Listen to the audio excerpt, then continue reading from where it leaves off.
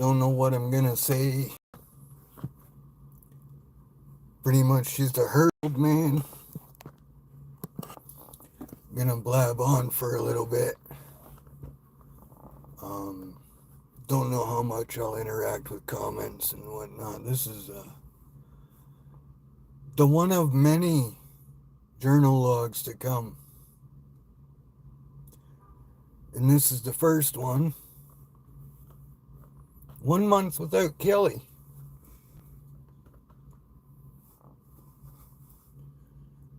Yeah. It's been 1 month without you, babe. And I feel I've done all I should be expected to do. And that's probably one of the best feelings I have right now, is that I feel you would be proud of me up there.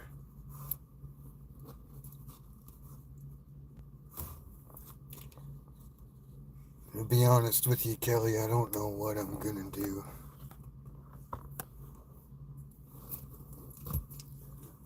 It's so different. It's so weird living without you.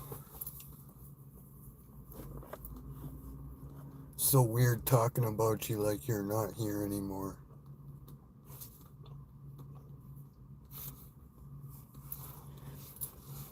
But I spiritually feel you.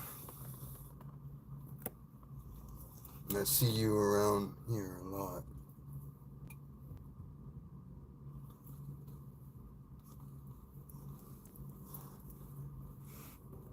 But as you would have it, babe, all the bills are paid. Things are going good. And like I told you the day before you died,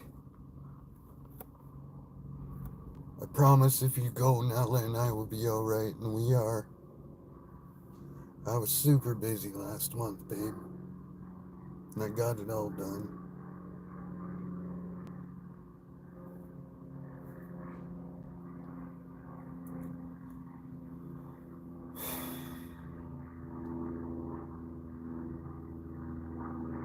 I think about you a lot at night, Kelly.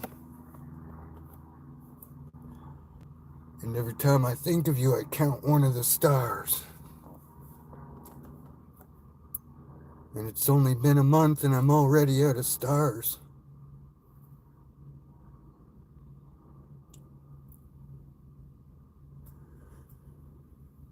I didn't realize how much you loved me until you passed on, Kelly.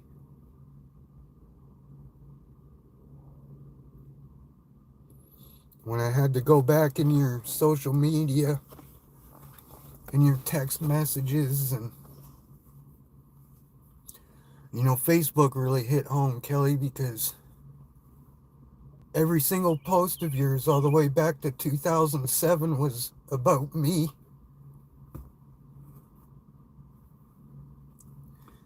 And I never went and took the time to look.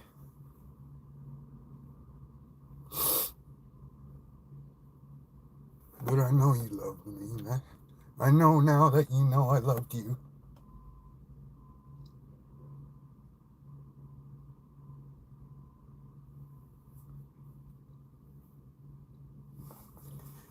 And I didn't know how strong I was until you passed on, Kelly. And I thank you for that.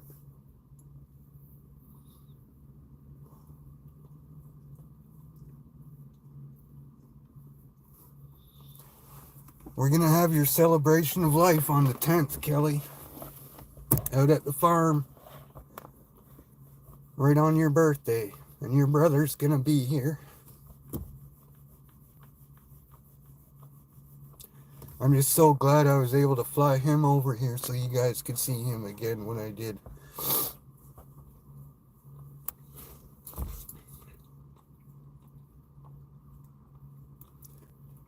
Kelly, I hear your chair clicking. All these minor issues I had with the car are just mysteriously fixed somehow. And I swear I've heard your voice a couple times on the radio.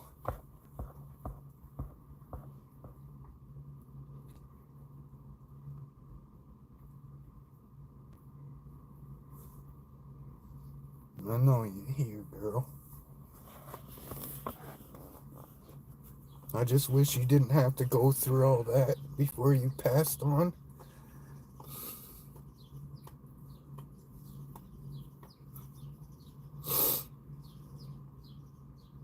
In 1 month, though, babe. And it wasn't until after you passed on when I looked back and I realized, out of 20 years, there was only probably, 6 months we didn't spend the day together in total? And that was because you were in the hospital or something. I realized we would have spent every single day together had you not had the health issues you had. Those 20 years flew by like crazy fast. I still hear you laugh at me when I hurt myself.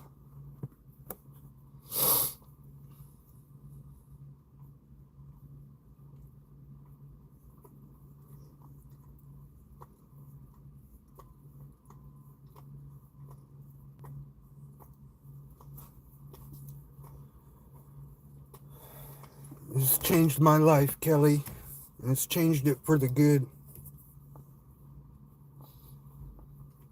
I've been finding myself helping the homeless, and I'm doing all these things I never used to do before. I find myself saying,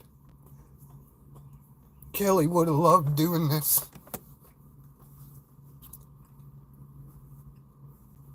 And I do that because of you. And I want to do it. I want to help people in your name, Kelly. Not only do I want to help people that went through and are going through what you went through and never gave up, I want to help people like myself who stick by their loved one no matter what.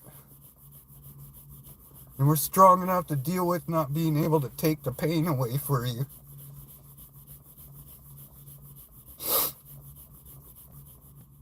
And it really hurt, man. Not being able to take that pain away for you. And hear you tell me that you're tired, and I can't even wish you were still here, because you would be in pain again.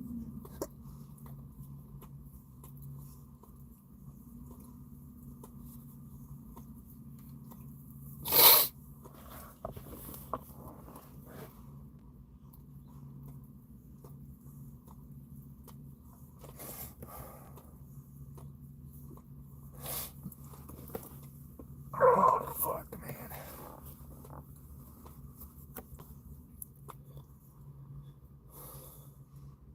See life totally different now, Kelly.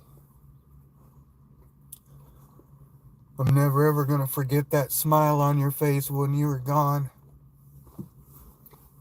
And I woke up and you were beside me, gone, with a smile on your face. And at that moment, Kelly, I knew there was nothing nobody could ever say to me ever again, trying to tell me that there's not something there for us at the end. I knew you were at peace, and I knew you were not in any more pain.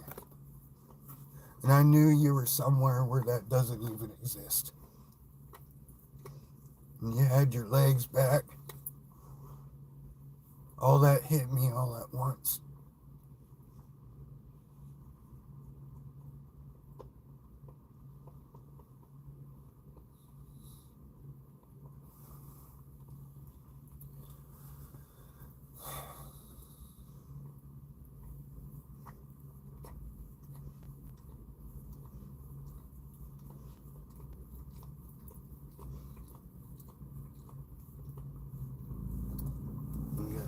the dog with me back here.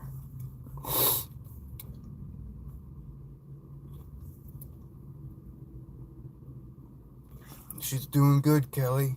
I'm so proud of Nala. And I'm so proud of her for being there, right there with you when you went. You passed away with your arm over her. But I still feel you here. I do, honestly. Everything around me, I see you in it.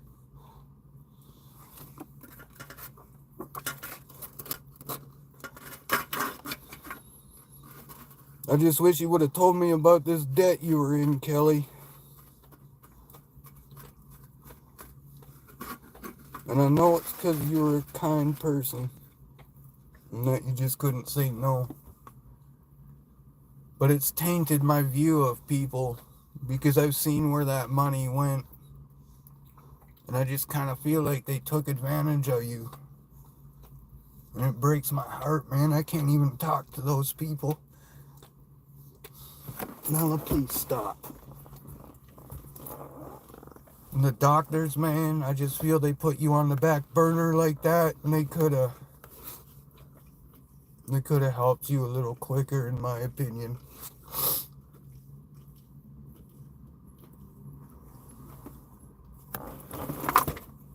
Please stop, Nala. Please. Fuck.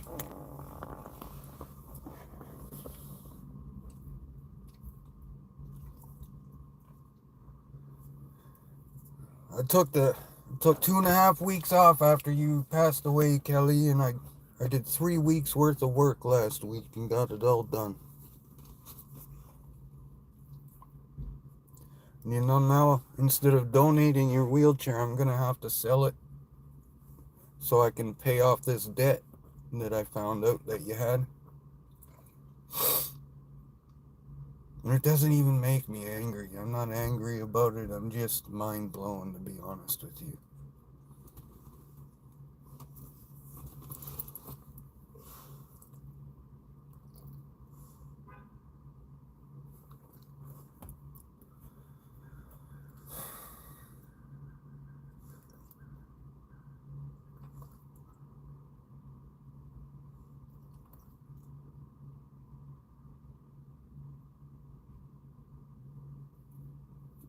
It's real fucking hard, man.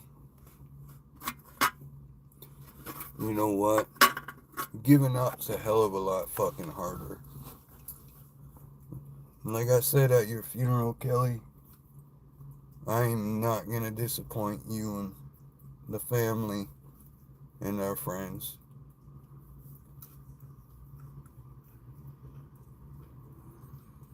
All that money you didn't tell me you were also saving, like, that's what blows my mind. Like, the debt you were in, but the money you saved still.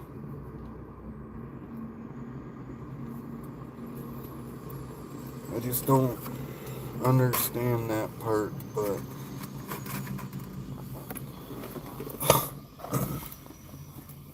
I do know that I will keep adding to that stack.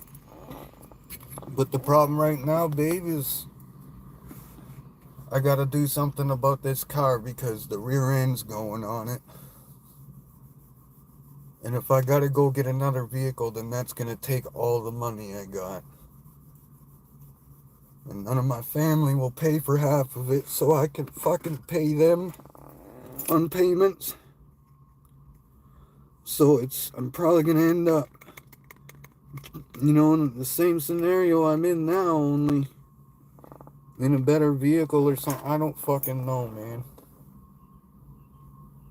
I need some help and I'm fucking scared to ask for it.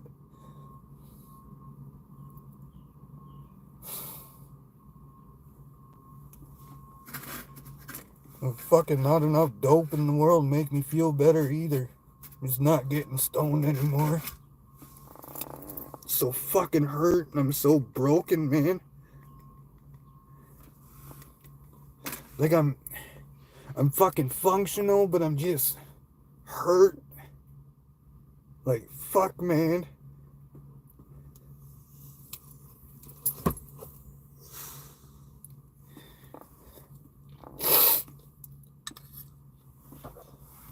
I just want to fucking hold you one last time.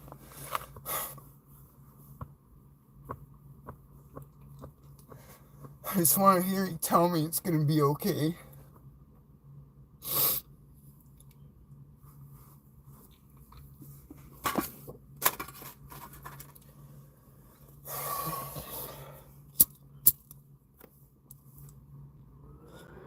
I've had to call 911 more times in the past month than I have in my whole entire fucking life, man.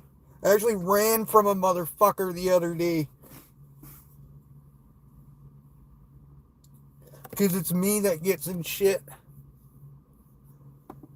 I'm literally on probation right now because I slapped the guy that called my wife a retard. That's the fucking life I live. Now my fucking wife's dead. Like, what the fuck? Fucking universe just hates me, man. You know, like, people, there's some real fucked up bitches out there, man. But you know what? Karma's an even bigger bitch, man. I'll tell you that right now.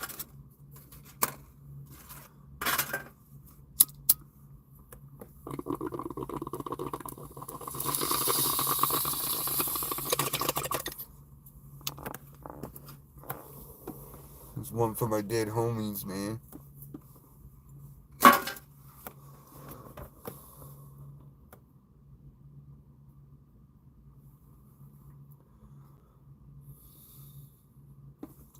You know, I asked myself the other day,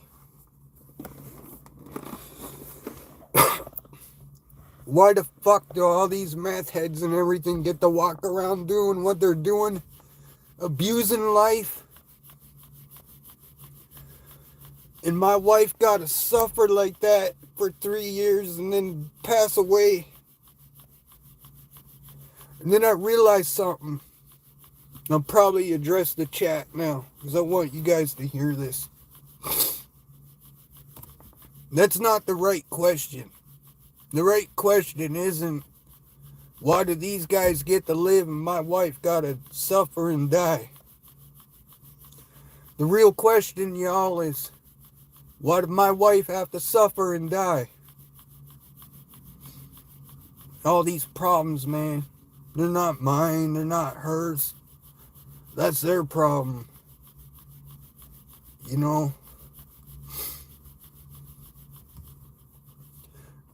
Doesn't even make me angry, it just fucking disappoints me, you know what I mean? I work my fucking ass off.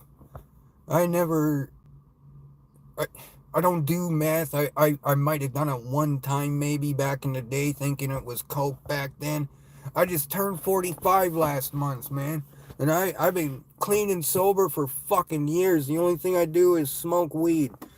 You know, y'all know I barely drink. I've been crying more than anything, though, lately. Just holding my heart something that ain't never gonna get filled, man. And seeing my wife like that, that's something that's never ever gonna change in my head, man. That shit never going away.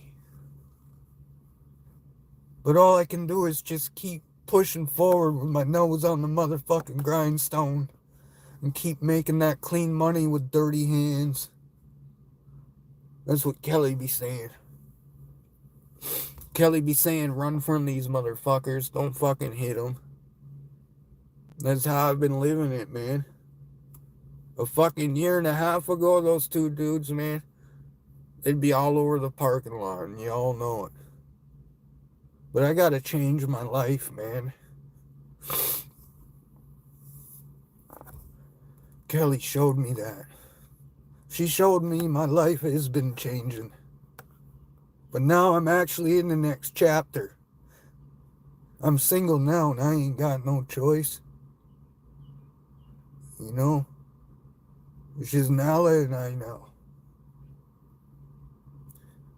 I couldn't even fill out my spousal survivor death benefits form because it would have legally bound me to the debt that I found out she had after she passed away. Because I'm the guy that's got to take the fucking death certificate around and pay all these fucking bills. You know, like 10 years ago, man, I tried to give a $2 tip to somebody and I accidentally gave $200. Kelly was a little bit pissed off, yeah. But the second time I did it, man, I wasn't allowed to touch any of that shit after. So I always just gave her the money. I'd ask her, well, how much you need? And I'd give it to her and she would pay the bill. So I've had to figure all this shit out. See all this shit from people fucking taking advantage of her.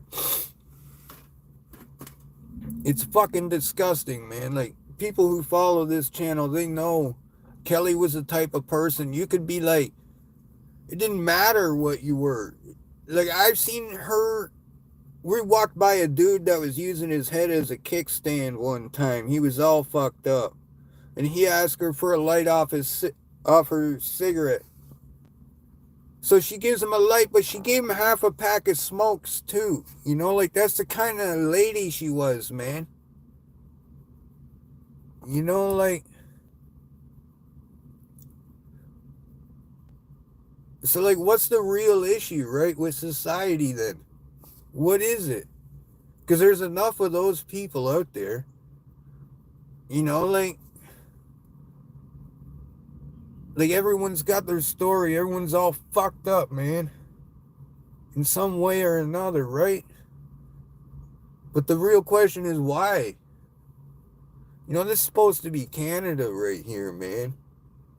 Now they're telling us, you know, like, freedom is something we gotta work hard to earn.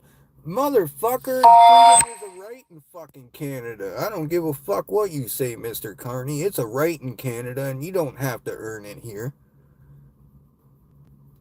Working here is a fucking right, believe it or not. You have a right to fucking get a job and pay taxes on the fucking house loan you took out from the government. That's it.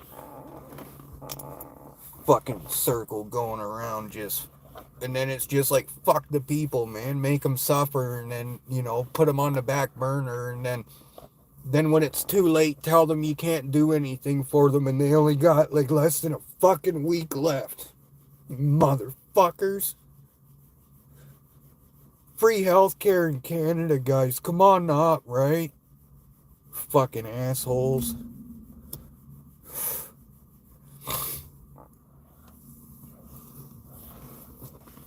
Fuck. They just put 2 stents in her heart. Why could they not put one in the fucking valve too all of a sudden? Because she called me the Wednesday before she passed away and she was fucking bawling hysterically and couldn't get it out. And I think the doctors told her that day, we can't fix your heart and you might only have this much time left. Right? Because all of a sudden she's telling me, you know, like, about this money she saved and gives me all the passwords and everything to it. You know what I mean? Like, it...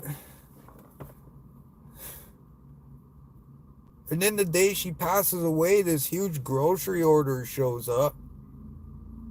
Like, I know it might not sound like much, but like a Crave meal, I like to eat a lot of Crave meals. They're real quick. It's just basically a microwave dinner. She would order me like 3 or so at a time. She ordered me like 10 of them that time for no reason. And there's no, you know, like, she just ordered. She knew, man. She freaking knew. She made sure I was taken care of, man.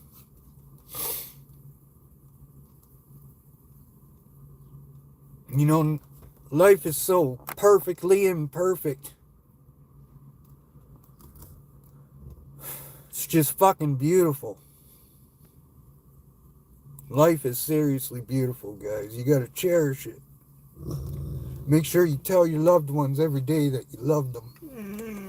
Because you might not get a chance the next day.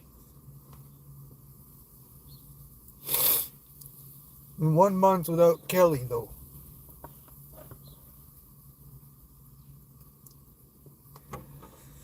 And I've done it so far, and I'm going to keep doing it, man.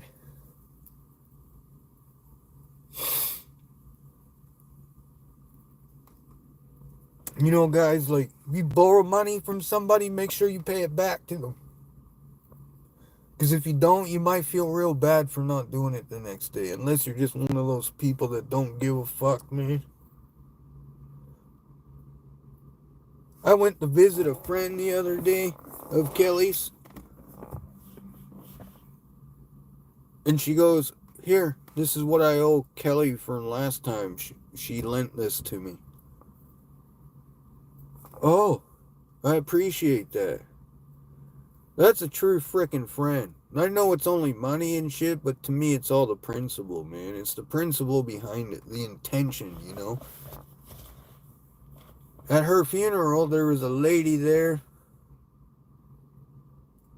And I'm not gonna say her name, but she ain't been around for years to help Kelly with nothing. Just ain't been there. Didn't help, not around, nothing, right? Was she at Kelly's funeral literally calling my daughter fat and all this other fucking kind of shit. Just fucking dipping like this. And I thank the good Lord above that nobody frickin' came to me at the time, because that old hag would have been removed on her face real quick. You gotta watch out for people like that in life, man. That say they're your friend. You know? Yeah, I'm your friend, man. And they're there for you a couple times, you know, but in the end, you don't realize why they were there for you, man, until in the end, right? When you see that the only reason why they're there for you is because it was suiting their agenda, you know what I mean? And Kelly, I come to find out, had a lot of those kind of friends. You know what I mean? Like, it just like like a lot of people like that, I come to find out. Let's just put it this way.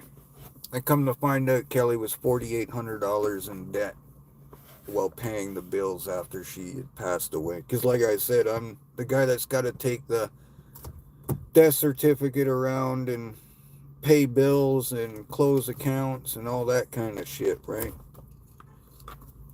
So, yeah. I've lost 15 pounds last month, which isn't good. But I work like a freaking dog, man.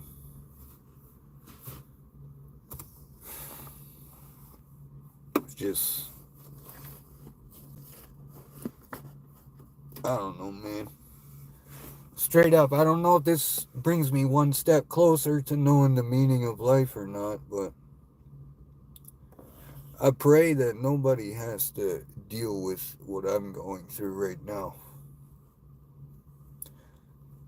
Because I thank Kelly and I thank the Lord, man, that I'm strong enough to deal with it. But I know there's people out there that they ain't strong enough to deal with what I'm going through. And I'm here for those people, man. If you're one of those people I'm talking about, hit me up, man. I'll talk with you. Straight up.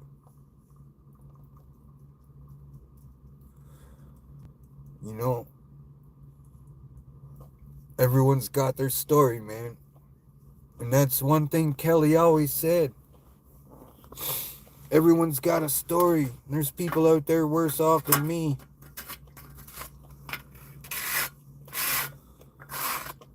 She was an amazing woman.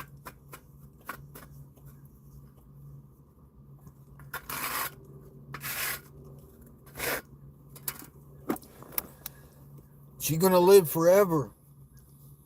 So this is something I'm gonna do, guys.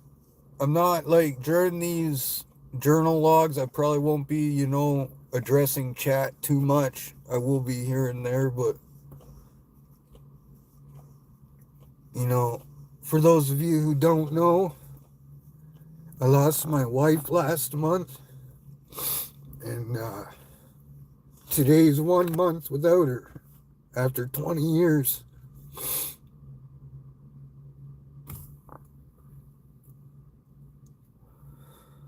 And I've always said, the most beautiful thing your loved ones can do for you is to pass away.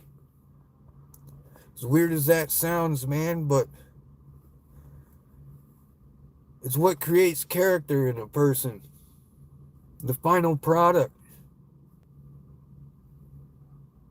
If you can get through it like I am, you'll see life different. You will see how beautiful it is because you'll see your loved one and everything around you.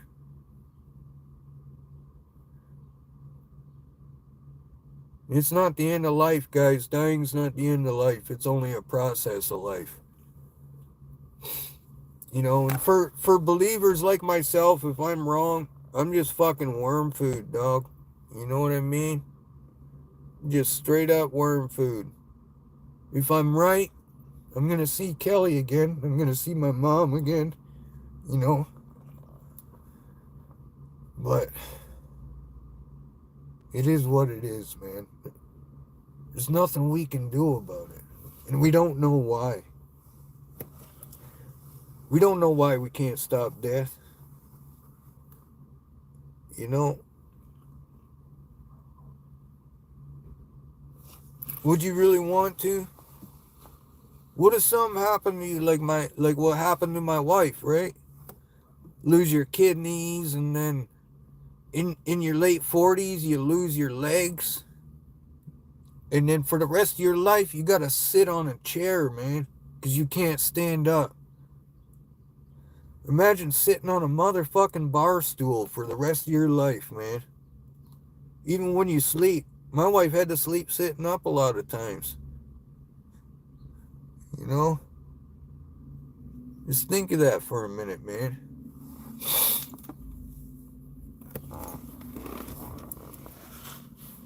Life isn't always what you make it, man. Would you want to live fucking 500 years like that?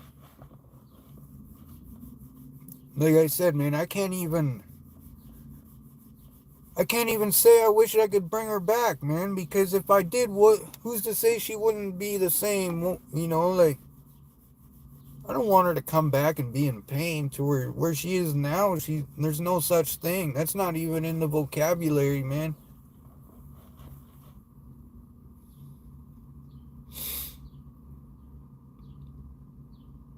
I just think it's some fucked up shit that in a country like this, they can put people like that on a back burner. You know what I mean?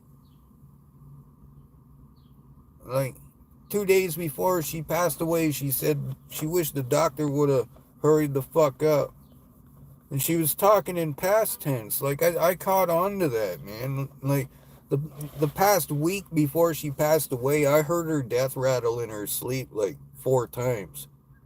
I knew she was getting close, but I didn't think it was gonna be like Friday the 2nd, man. Holy fuck. And then you look at the second, today's the 2nd, it's a Monday, right?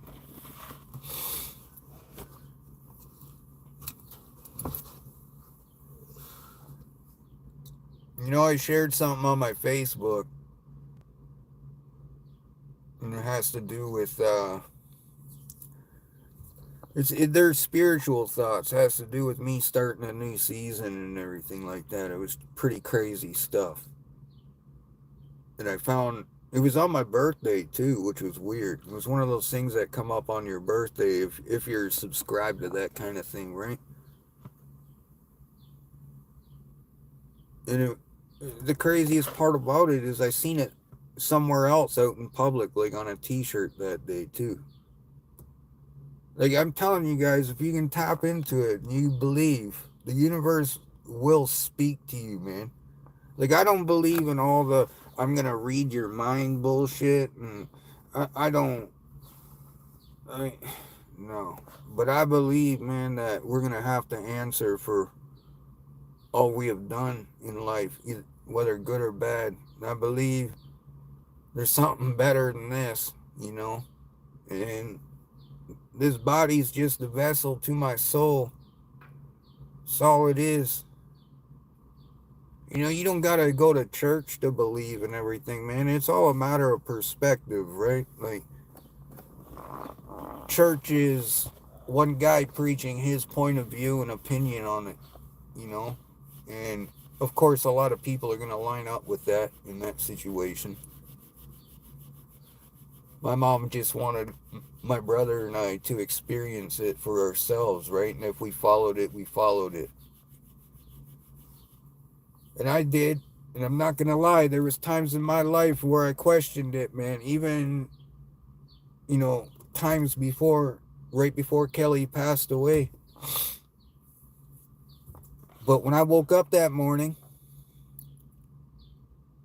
and I checked my emails, and then I was like, wait a minute, it's way too peaceful in here, because she wasn't breathing.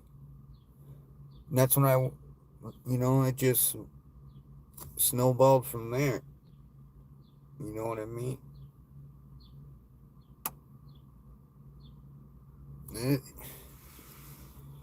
It's fucking rough, man. I ain't been able to get it out till now. I ain't been, I gotta stay strong for other people too. Like her mom and stuff. I just redid her floor. I told, she lost her daughter that day. You know what I mean? It's craziness, man. It's not a good thing to go through, but it's a beautiful thing to experience, straight up. No one's ever gonna be able to tell me that heaven doesn't exist. They won't ever be able to tell me that again and think I'm gonna fucking believe it. Because after the smile I seen on her face and her arm reaching out like this with her hand in the shape of holding someone else's, straight up, man, she went to a better place. And I don't give a shit what anyone says. It was me that seen that. It was me that seen my wife dead with a smile on her face. Yeah, you can't convince me, guys. God is real. Whether it's my God or your God or whatever God it is, it's all the same freaking God. But there's a better place. And I'm not trying to say to y'all, hey, go and freaking repent now or yada yada. I'm not one of those, I'm just saying, guys. I put this word out and you guys do with it as you want, man. Advice is only good if it's taken.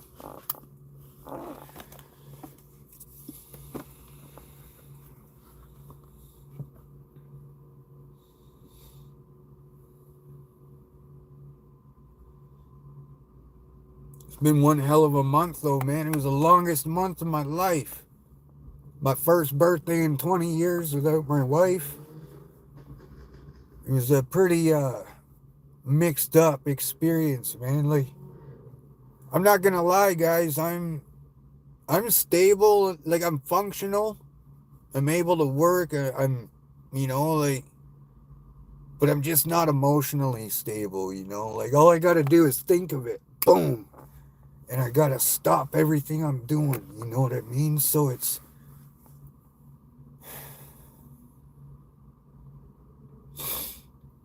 just weird, man. It's just, wow.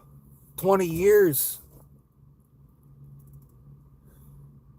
We have a birthday every year, but no one stops to think about passing your death date every year as well. And we don't even know when it is. But every year we pass it. Wow. It's fucked up, man. But no, life is not what you make it. It's just not. Like, you can control some things. But I've seen it, man. I've seen the universe say to a person, you're gonna have a rough go. And you're an awesome person and all, but you're gonna lose your kidneys, and then you're gonna, go through hell and dialysis for, 7 years, and then lose your legs, and on your 10th year of dialysis, you're gonna die. The universe just says that to people. I'm gonna put you through hell, and then I'm gonna fucking take you.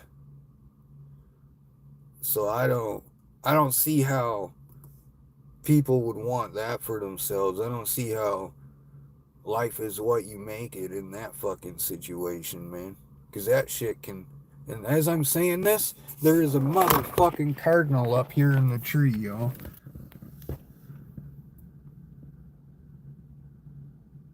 A fucking cardinal right there above that car. You see him moving up there? It's pretty small. That is amazing, yo. I don't know if you know about cardinals and death and loved ones. That's the first cardinal I've seen since my mom died. And here I am doing a video log of Kelly passing away. First journal entry about it. And a cardinal comes and lands in the tree in front of me. You can't tell me it's not real, man. You know? It's not a valid argument.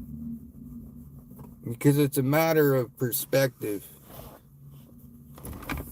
So if you ain't seen it yet, then of course it's not going to be real to you. Here he goes, look. He's right in the tree up here.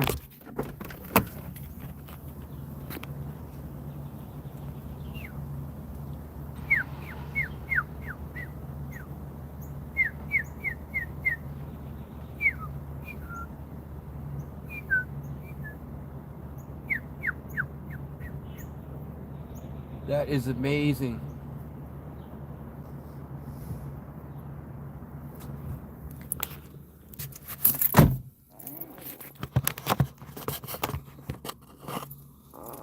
Y'all see that? A cardinal. As I'm talking about how real it gets. Y'all know about that. Come on now, man. I don't believe in coincidence. What in the world's that coinciding with? I ain't seen a cardinal since my mother passed away in 2013. And I watch for him. That's some crazy shit, man.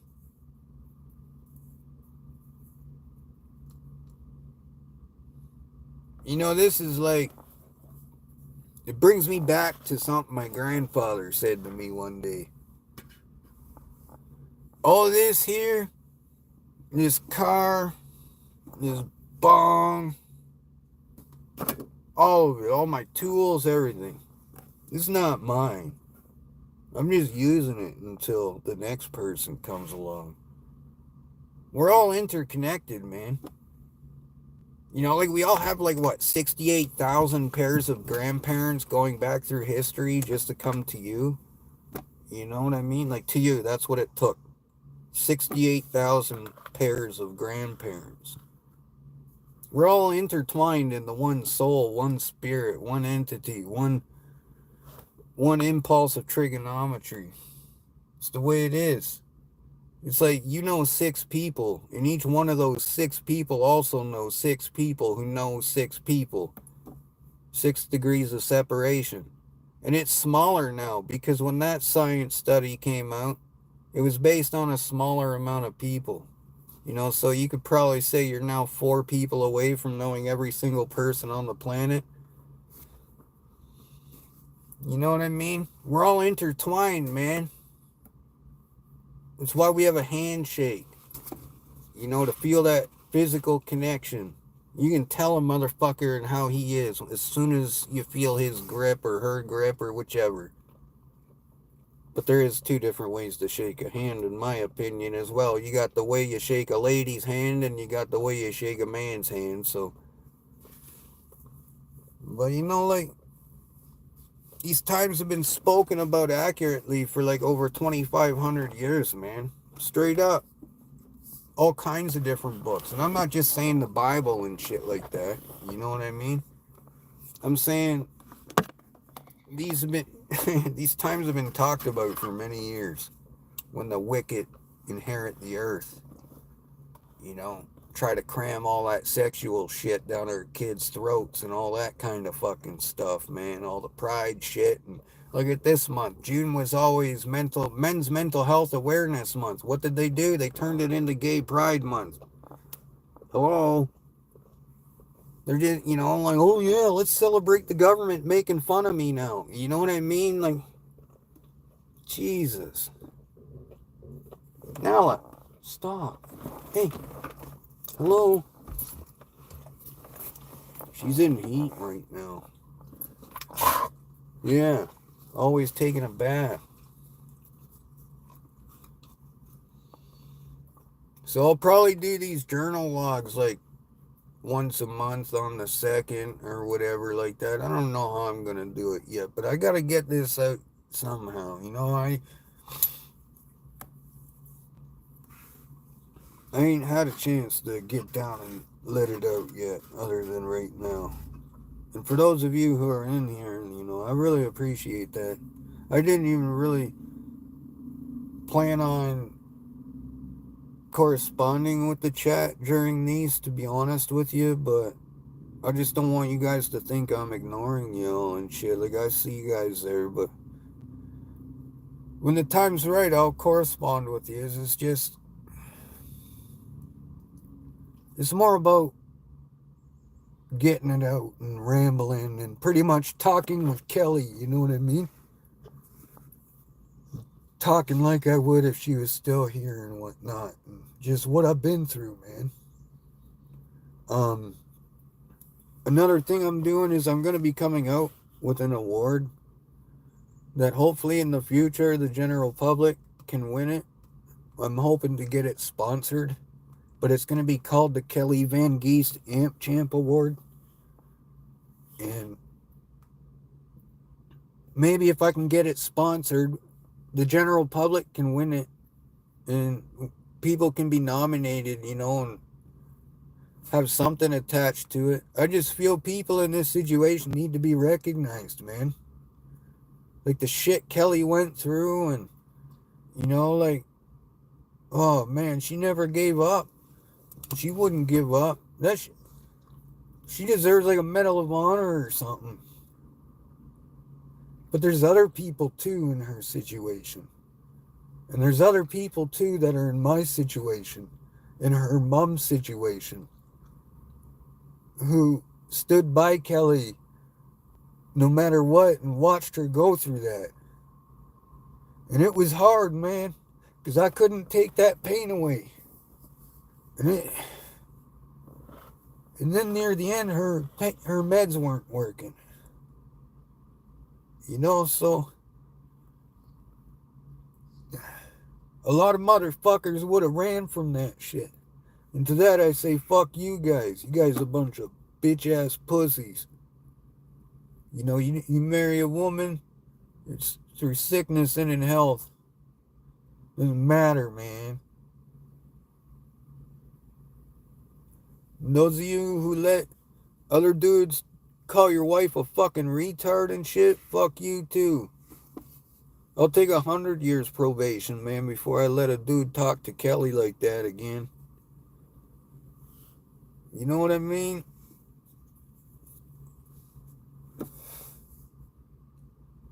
Some bullshit.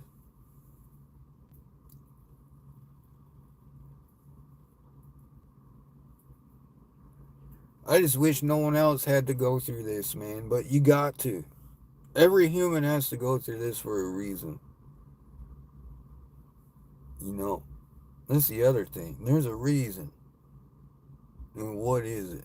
That's why they call it faith, man, because we ain't supposed to know. Basic instruction before leaving Earth. Bible. And in which people walked around with one of those for 2,500 years, and then all of a sudden the cell phone came out. So they're going to dig me up in 2,000 years. They're going to say this is a male skeleton, and he worshiped the cell phone is how they're going to look at it. Anyone before that probably had a Bible on them, right? So they automatically worship the Bible. I guess, I don't know.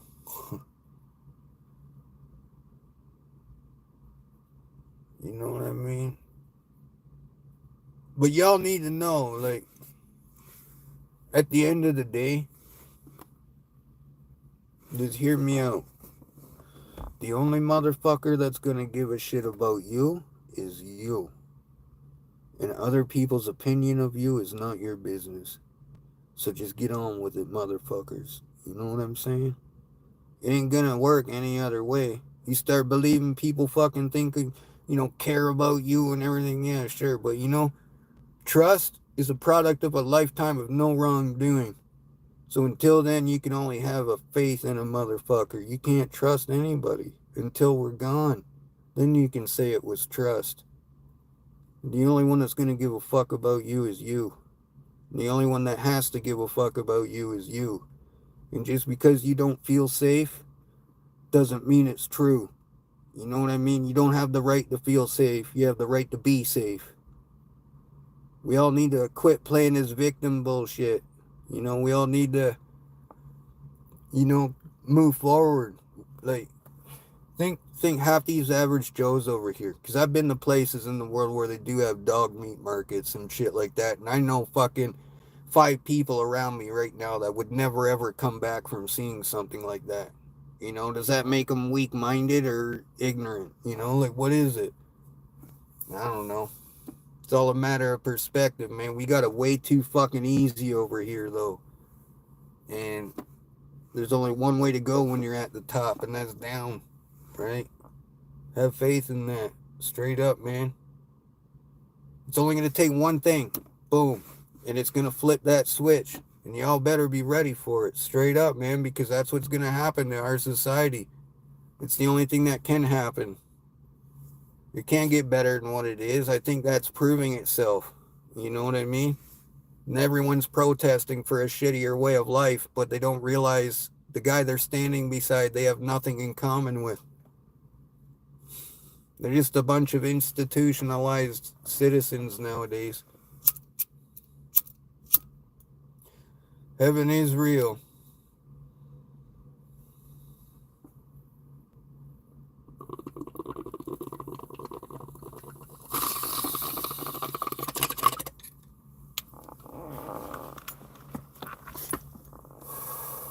Don't ever let anyone try and tell you different. Well, let me reword that. For those of us who believe, it's not our job to judge. Judge and you shall be judged in the same measure that you judged others, right? So, there's no sin that's greater than another sin. Saying heaven doesn't exist is not a sin. But to deny thy Father is. So it's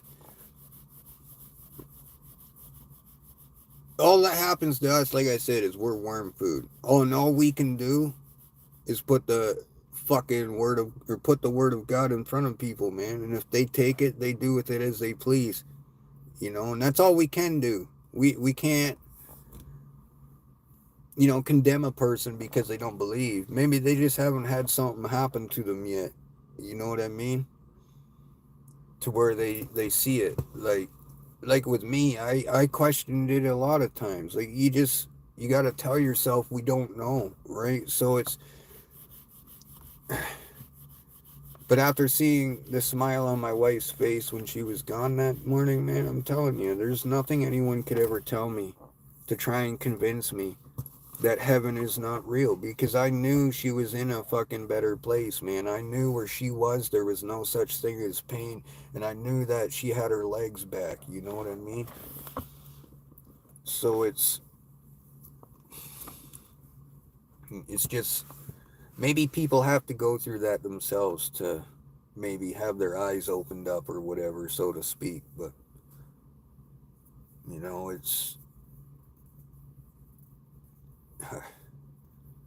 it's not the end of life, man. It's a process of life. There's a reason for it. There is a reason why every person has to go through it. You know what I'm saying? There's a reason for it.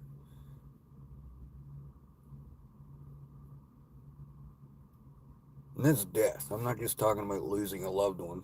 There's lots of people out there that don't have loved ones, but they die too. You know what I mean? Nobody lives forever, man. I'm gonna die. You guys are gonna die. We're all gonna pass away one day. That's why nothing of this material world is ours. We just holding on to it until the next dude comes along and uses it. Starts paying the bill, you know what I mean? It is what it is, right? But we can't forget those who made sacrifice, though. You know? Like, and I'm not just talking about people like Kelly who suffered in life. I'm talking about our, like, war veterans and stuff, too. Think of how they feel. You know, they fought and bled and died for these boneheads out here to have those rights to do what they're doing, protesting and all that kind of stuff, you know? Like, so who are we to say anything, really? You know what I mean? It's the way it is. I don't think those are the real questions, man. You know, like, the question shouldn't be, like, why is methadone free for an addict but insulin's not, you know? And I think the real question would be, like, why is insulin not free? You know what I mean? Like, addicts and shit like that, all those guys and the issues they're going through, and even if it's not drugs, you know, those are their issues, and they got to deal with it in a certain way. You know what I mean? And if you're seeing other people's issues as well, just highlighted like that, then of course you're not going to realize that you yourself have issues, right? You know, maybe alcohol isn't the problem for a lot of alcoholics. You know what I'm saying? Maybe the problem is that's just they're using the wrong tool to fix the real problem. You know, so it's all about mindset, man. It's all about perspective and shit like that. You know, I had a guy tell me one time nobody's ever died from marijuana. And I told him he was wrong, and he kind of laughed at me. He's like, "What do you mean?" I'm like, "Many people have been shot and killed in bad marijuana deals." You know, it's all in how you see it, man. It's just it's a messed up fucking world out there, but you got to understand it's that way for a reason. Life is perfectly imperfect, man. Like I always say, there's a reason for everything. Just like every action has an equal or opposite reaction, right? It's the same thing. There's a reason for freaking everything. You know, people didn't just float off into space before the apple fell on the ground beside Newton, right? So,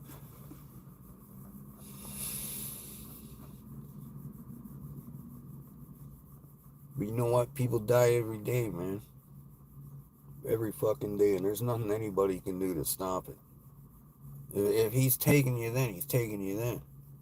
But look at all these, you know, especially right now, it's pretty crazy. I don't know how non believers could not believe, especially right now. With every, you know, all this shit that's been coming true and stuff. And then, you know, like all the people that are dying and being taken right now, all the good people, you know what I mean? It's almost like somebody's collecting an army. You know? It's pretty crazy shit.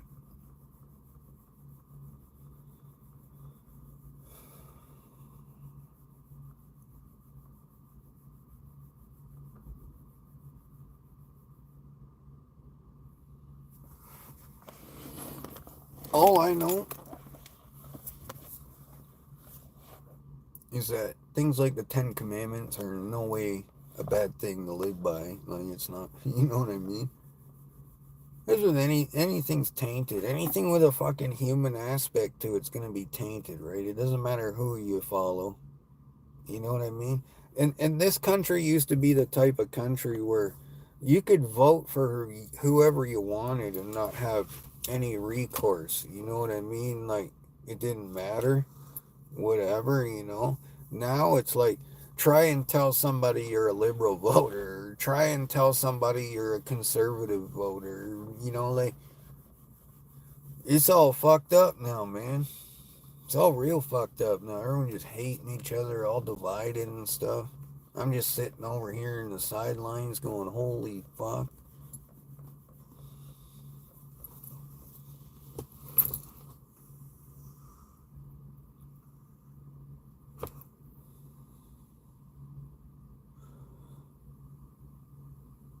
This was my fucking wife was able to communicate with me in some sort of way, though. I think that'd be pretty cool, but who knows? It is what it is, man. That's why it's called faith. Maybe it is, you never know. You never know, but I don't think there's, after seeing what I seen that day, there's no trying to tell me, man. There's many people who have been in my situation too. And I'd like those people to be recognized. That's why I'm making that award for Kelly. It's not just going to be like an award I'm making for Kelly. I'm making it. I'm going to try and go to the war amps. I'm going to try and go to the Kidney Foundation and, the Diabetic Foundation, all shit like that, and see if they'll sponsor it, right? So that people from the general public can be nominated for it and be recognized for their sacrifice and what they went through. Not just both the, person that, lost their legs or things like that, and, but also for the people that stuck by them. It'd be cool if they would sponsor it and then, send them somewhere for a weekend or something. I don't know. Do something to make them feel good inside.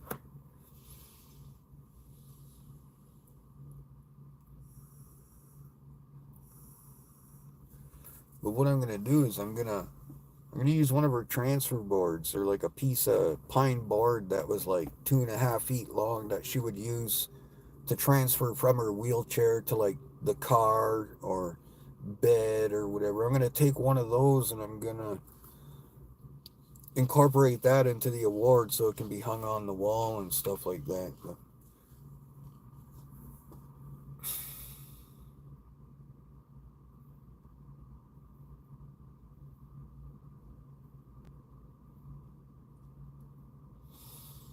we took all the sandwiches and stuff that were left over from Kelly's funeral reception. We gave them to the homeless people. Kelly would have loved doing that, man. It was such a good feeling. There's some pretty hungry people out there.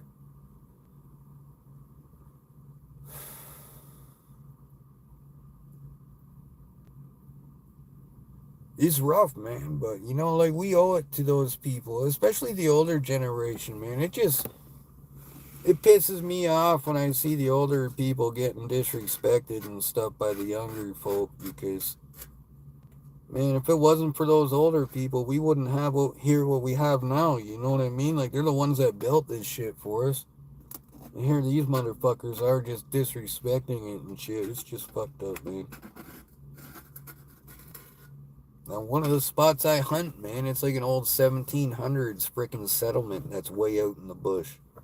And there's like no building or shit there, but you can still see the outline of the foundation and stuff. It's a pretty cool spot.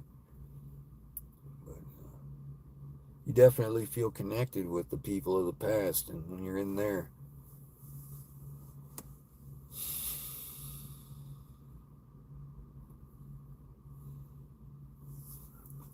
Too many people worrying about shit that they can't do anything about, man. Like, it's a mixed emotion for me, because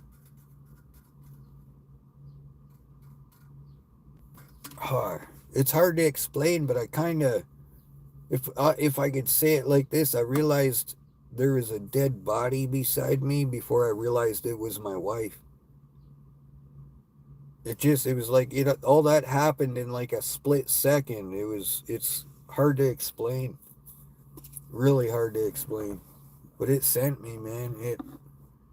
That definitely changed me forever. I'm not gonna lie, but I'm just one of those guys that I'm not gonna like dwell on that in a negative manner, man.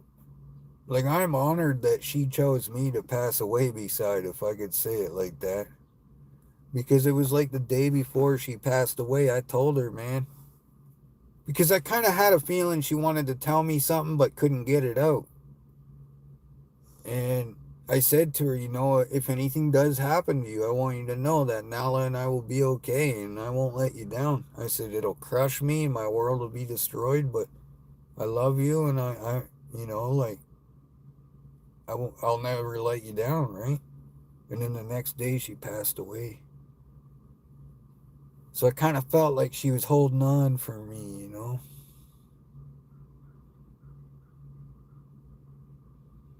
It's just crazy, man. But it's just really weird that, like, it was so peaceful in there, and that's what made me notice something was up. And then all of a sudden it was a dead body, and then all of a sudden it was my wife, and then I seen the smile on her face. And it just like all go plays through my head in slow motion. And I don't think it's ever gonna go away. Probably not, man.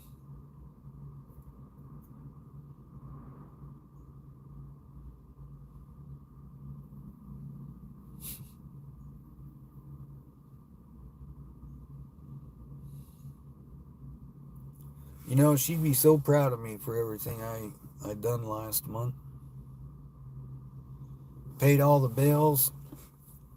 Called 911 instead of hurting people. If I was in Texas, I literally could have ended their lives, man. I'm not even bullshitting you. They came at me with their dogs and shit. But I ran to the car. I wouldn't have done that a couple years ago.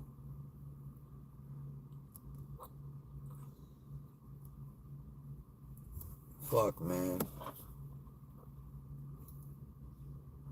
You know, another crazy thing is I have this overwhelming sense of relief, too, right?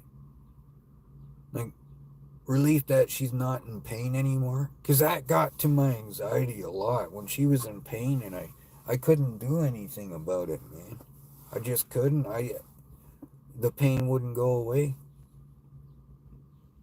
And a lot of it was phantom pain and feet she didn't even have. And it was like she had cramped up feet, she would say. It's like her feet were balling up. And she can't do anything about it because she doesn't have feet.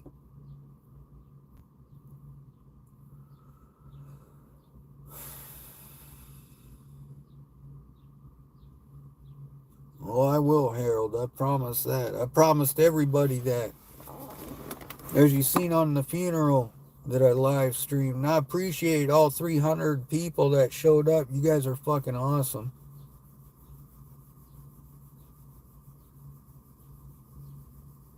There's over 340 people in total. You know, there's like 40 people actually at her wedding. Or wedding, fuck's sakes. Funeral. I'm telling you, man, that's not the aisle I wanted to walk her down, I tell you that much.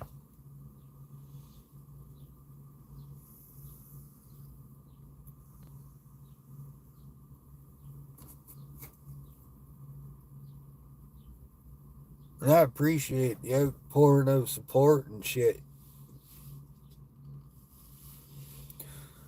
Well, good for you, Josh B. Right on, man. Keep shitting. Yeah.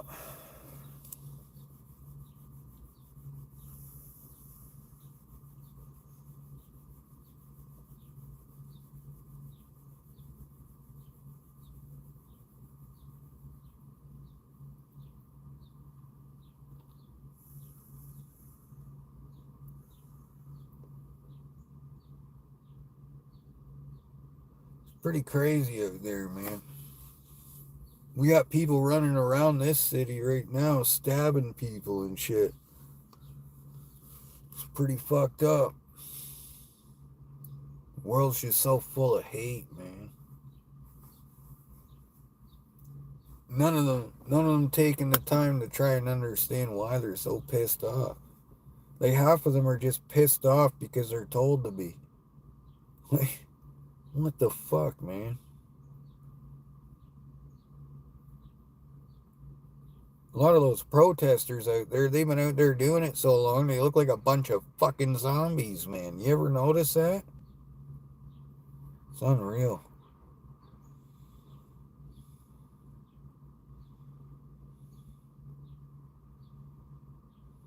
It's just fucking craziness, man.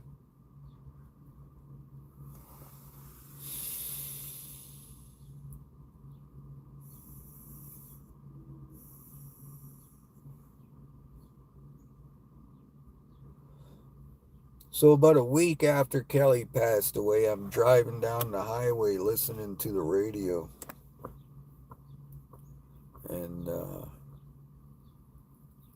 all of a sudden it gets all fuzzy, and I hear this chick hysterically laughing, like hysterically laughing. But she said, "My condolences, I'm sorry for your loss," and then it cut back out into the song. A whole bunch of that kind of shit's been happening in this car since Kelly passed away. The engine light was on for like 6 months because of the gas cap. And I probably filled this car like 100 times during that time. But the gas or the engine light stayed on. The first time I fill it after Kelly passed away, I jump in the car and start it up and say, "Car's full, babe," like I always did for the past 20 years. And right then and there, as I'm looking at the dashboard, I see the engine light turn off. And I thought it burnt out. So I turned the car back off and put the key on, and everything lit back up. So I was like, holy fuck. It's just weird, man. And then the back door here, right about, I don't know, there, when it rains, it leaks through the top tail light. And it would get a drip there. Gone, no more leak. And I'm sitting here the other day and I'm grinding up weed. I hadn't even touched my bong yet. And then at the corner of my eye, I watched it wobble like this, and it was still wobbling when I looked over at it and moved to grab it. Or, shit, a lot of stuff like that's been happening. And again, guys, I'm not the type of spiritual person. Like, I don't believe a medium can read your mind and all that kind of stuff, but I do believe some people can tap into the universe in certain ways. And I do believe that some people can tap into it in a way where, like, everybody can do it, okay? Like, have you not ever been talking with somebody and accidentally said what they were about to say and you didn't even know why? It just like, and there's no like, you can't say it's a coincidence because it's not coinciding with anything. It's just like everyone has those moments. And I don't know if it's through trauma or things like that like trigger it, but for instance, I was in a conversation on Facebook like a couple days after Kelly passed away. And I'm just like, I get in this mode where I'm typing and then I read their comment and they're like, how in the fuck are you answering my questions before I'm asking them? And I was even brought back because I didn't understand it either. It's not something I was trying to do. It just happened, So I believe everyone can do that, but I believe it takes certain experiences and stuff for it to be triggered. You know what I mean? And like I would like to go to a medium and say, tell me, I'll just give them my name. That's it, and then tell them to tell me why I'm there and who I'm there and who I'm there about. That's the kind of guy I am. But I do believe that spirits can attach themselves to things for a little while after they go, after the person passes. And I believe that Kelly has either attached herself to this car or she's attached herself to me because I still hear her wheelchair motors engage the wheels because it makes this specific sound when the electric motor engages the wheel. It makes this weird sound. And I hear that once in a while. Like last night, I was cooking one of her favorite things and I heard her fucking wheelchair engage like 4 times. So I don't know if she's attached herself to me or what it is, or if that's even the case. But again, I don't believe in coincidences. Okay, like that's not coinciding with anything. That's, that, like, it's other than what I'm going through. You know what I mean? I guess, right? But like It's freaking crazy, man. I believe everyone's got that ability, but no, I don't. I don't believe a person can just walk up to you, hold your hand, and read what's on your mind, or read your mind totally. Maybe they can through body language or the smell of your pheromones even, I don't know, get a thought triggered in their brain. So that's the way I look at it. I believe everyone can do it. I just believe more people are more in tune with it than others because of the shit that they've gone through. So if I'm wrong, I'm wrong, but I also understand you can't have one without the other, right? Like,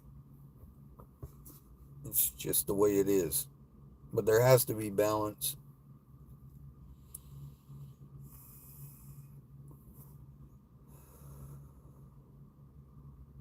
The more I think back about it, the more even her mother and I talked about it. Like, we think on that Wednesday, the doctor told her something like, we can't fix your heart and you only have like a couple days left or something, maybe a week. And I honestly feel that's what she called me hysterically crying about and couldn't say it. But there's just so many things that happened immediately after the fact that make me also like it just confirms that. You know what I mean? And to be honest with you, if I was told that, I probably wouldn't tell anybody either, man. Straight up. A, I don't think I would be able to unless I had like a year left or something. And B, it's like, what's the point, man? Let's you can't tell somebody that and then they dwell on it and then your last fucking 48 hours is hell. And she was very happy in her last couple days, and I knew when she forced me to walk down the road with her, I knew something was up, man. Like, it was that I just, like I said, I heard her do the death rattle like 4 times, man, the week before she passed away. So I knew it was coming as well. And she was saying stuff like, I'm getting tired, Jer. And, it took her like 20 minutes to transfer from her wheelchair onto bed. So, it's sad, man. I just wish she didn't have to suffer like that before she went. She was such a beautiful person, man.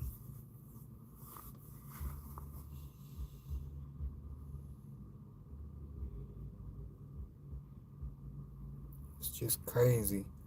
So short, man. Life is such a beautiful thing, but it's just way too short. You know? It's not life that sucks, it's this world that sucks, man. You know what I mean? It's a small place, man. And it sucks. And we all gotta live in it together. So, what's the point in not getting along? I don't understand it. I don't understand why people choose to kill people and shit like that. Like, why? You know what I mean? It's just crazy.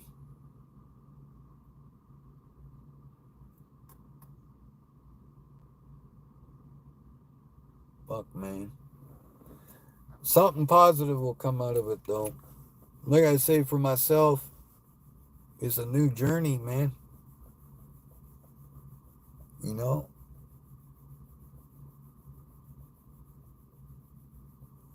Nothing will work, though, if y'all don't help yourselves. If you're going through the same shit I'm going through right now, guys, I'm here for you, man. You ever want to talk or anything, you just let me know. But it's important, man, that we stay strong and that we keep moving forward. And that when it's looked upon, preach the good word. And it doesn't even have to be about God or anything. Even saying something positive to somebody. You know what I mean? Help them in some way. The less we're on Facebook and shit like that, talking shit to each other or protesting for something, and the more we're out actually doing shit, the better we're all going to end up being. You know what I mean? It's the way it is. Positive vibes creates good karma. There's no way around it. And pissed off karma is a bigger bitch than anybody could ever be. Don't ever forget that one either, man.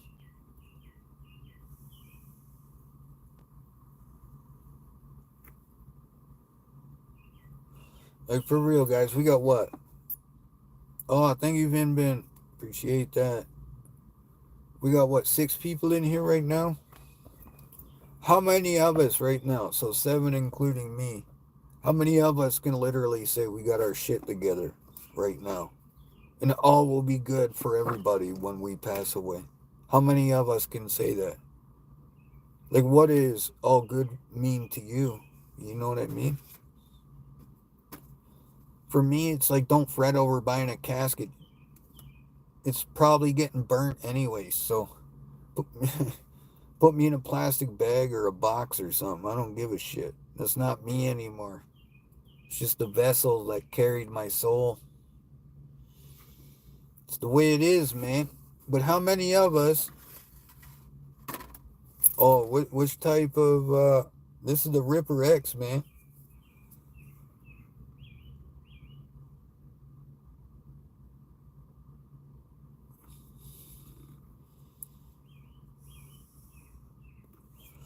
Yeah, that's pretty good, Elia. That's what I mean. It's all about perspective, right? Like, look at the people around you that you love. And a lot of us take care of people too, right? And we can't take care of them if we're not taking care of if of ourselves. You know, we got to take care of ourselves to be able to help others, right? So we got to stay mentally strong. And Kelly was a perfect example of mental fortitude, man. And I owe her a lot as far as my way of thinking through this goes. Like, my own mother's death didn't even hit me this hard. And I think that's because I wasn't the one that found my mother. I think a lot of what I'm going through right now is because I found Kelly dead beside me when I woke up. So, like, put the whole wife thing aside, I woke up to a dead person beside me, and it was really weird. Okay, it was... I could tell the dog even knew that wasn't Kelly anymore. Do you understand what I'm saying? Like, it's a pretty fucked up experience, man. But I want you to know, for those of you that have gone through that as well, and those of you who may go through that in the future, you can't look at that in a negative way. I know it sucks losing your wife and your loved one and everything, but you got to understand, it was you that the soul chose to pass on beside. It was, and Kelly passed away in her own bed beside the 2 things that she loved the most in the world, right? And like I was saying, I got this very overwhelming sense of relief because she's not in pain anymore. And that overshadows a lot of the grief of losing her, right? So Kelly was my wife. Vin Bin is my wife of 20 years. She passed away on the 2nd of May.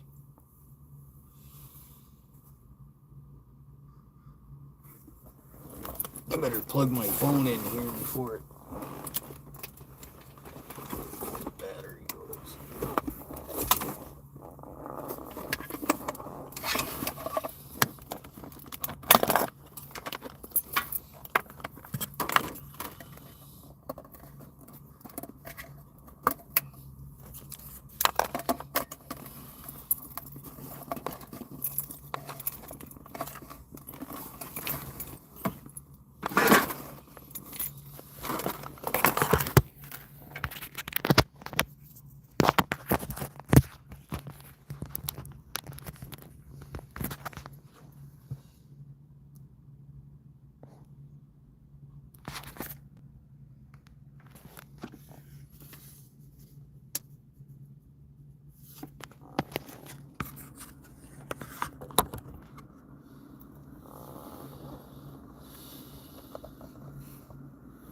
Oh yeah, I totally agree, man.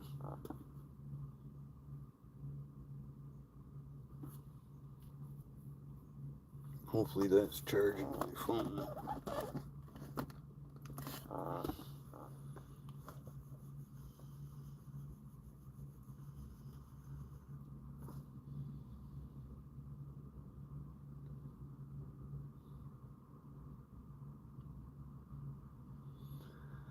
Yeah. It's pretty weird, man. Like I said, it was like the longest month of my life last month. It's like Groundhog Day, dude. Every day you wake up, it's the same day again. I'm gonna wear a hole in the floor pacing for fuck's sakes, because I still feel like I'm waiting for Kelly to come home from like treatment or something like that, you know?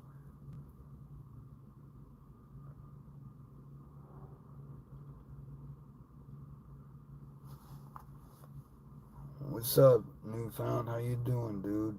Nice to see you too, man.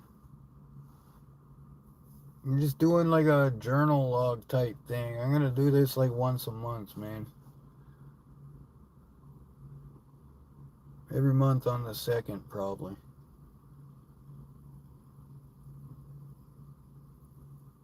It's been a month today without Kelly.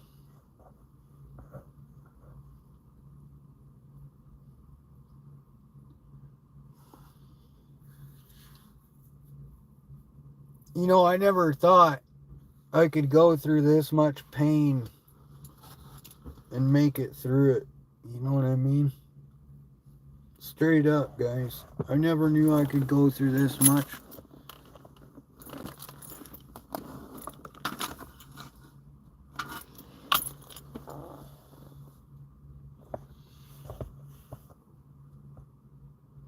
And just that fucking feeling in the pit of my gut, though, dude. That shit sucks, man. That hurts. The whole thing fucking hurts. Like, my heart, dude, is just. My heart is crushed.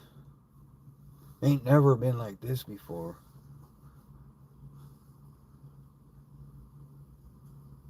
And it's not every day you wake up beside a dead person either, though, right? So it's.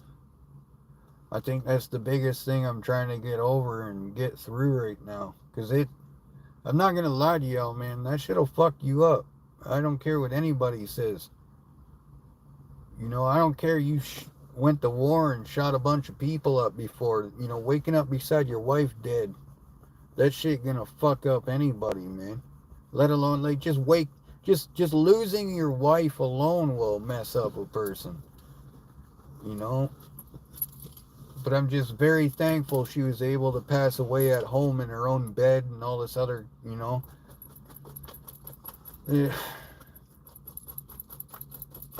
I'm just glad she, you know, wasn't in the hospital or something at the time and passed away alone.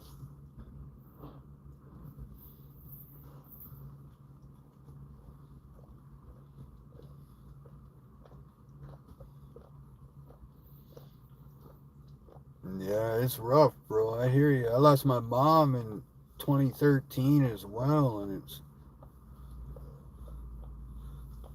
yeah. I didn't even feel like this when my mom passed away. But again, like I said, I think that's because, well, my brother found my mom, you know, and then I found Kelly. So I think that has a lot to do with it. But seeing her like that really, the smile on her face in death, that, I'm never ever going to be able to get that out of my head, man. It's not going to, that won't go anywhere.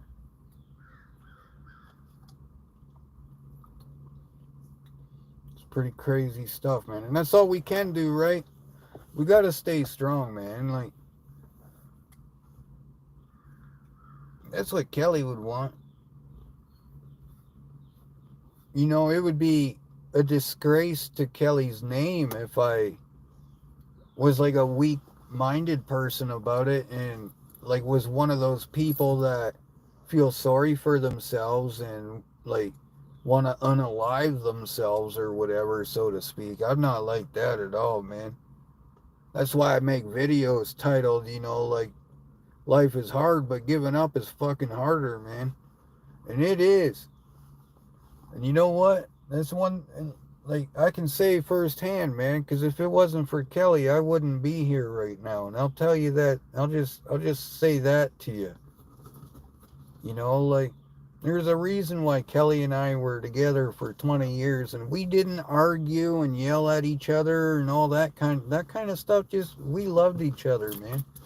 And it was a good relationship and it went smooth and we could openly talk to each other. You know what I mean? Like, the type of girl that for the rest of my life, every girl I meet, I'm going to be, you know, comparing her to Kelly. I already see that. I'll probably end up being single the rest of my life because of it.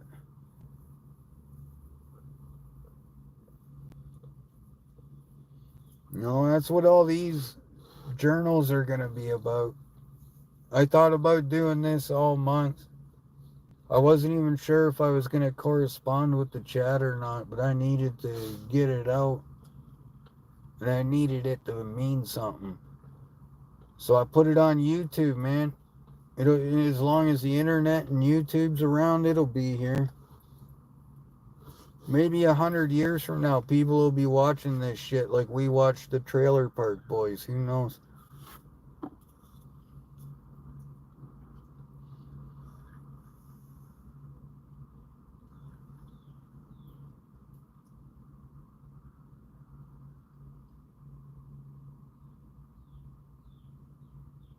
Yeah.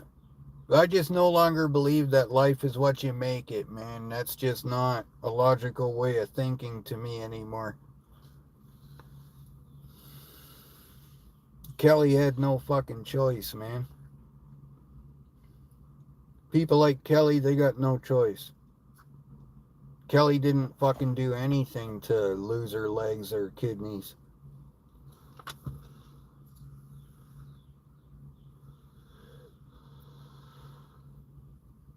When they took Kelly's kidneys out, one was the size of a Nerf football and the other one was the size of an NFL official football. They're only supposed to be as big as your fist.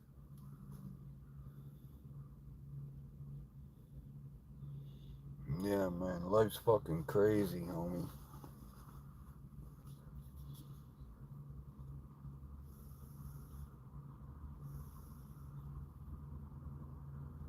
But you know what? Life is perfectly imperfect, man.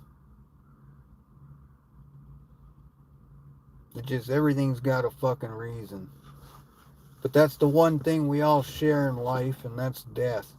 Everybody's gonna go through it in one way or another.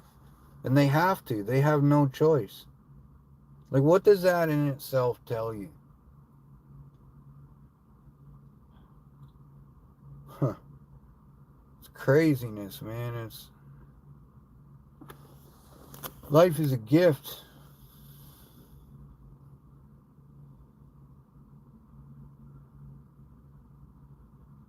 And it's definitely fucking beautiful. You just gotta take the time to notice it.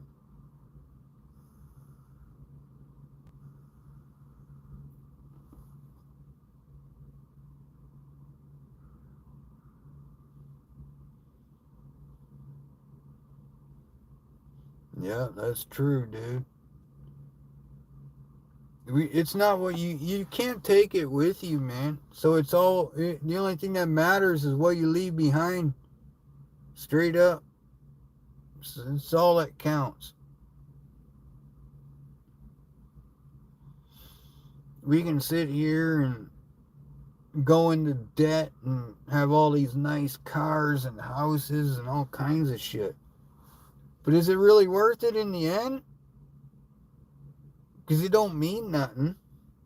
In the end, it's just written off because you haven't made all your payments.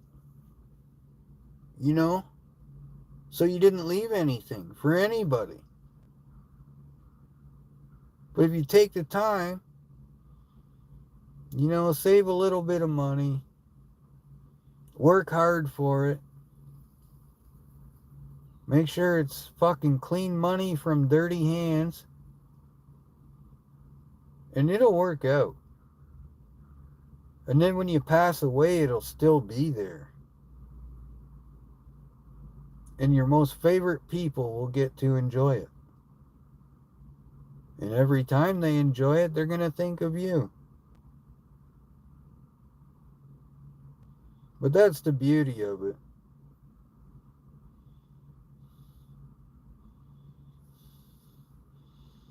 Yeah. Well, think about it, dude. You had 86,000 sets of grandparents in history to get to where you are right now. To get to Newfound Drone Productions or Jet Wash, we had 86,000 sets of grandparents. And that's fucking crazy, dude. You know what I mean? That's fucking crazy that we're surviving. 86,000. That's just what, 86,000 years? You just gotta go back before that. You know what I mean? And look at these motherfuckers disrespecting it nowadays. You know? It's sad, man. It's fucking sad. They call this freedom. I see all these motherfuckers with the free this or free that fucking flags all around. And I'm like, I want to go out there with like free the fucking world flags, man. Like, what the fuck is wrong with these people? I don't get it, man. Right? It's not freedom. It's just fucked up is what it is. They're a bunch of fucking institutionalized motherfuckers being told what to do and how to do it, when to do it, but they're not being told why to do it. So they all just end up thinking they know, but they don't know enough to know that they don't motherfucking know. So it just becomes an impulse thing, right? Let's walk down the street like a fucking zombie in a crowd of fucking people. Have you seen half of them? They've been out there so long they can barely fucking walk. You know, exactly. They're fucking brainwashed, man. They're all institutionalized. It's like they're sitting in a mental ward or a big prison just waiting for the bug line. You know, oh, meds up. Motherfuckers. It's disgusting, man. It's literally disgusting.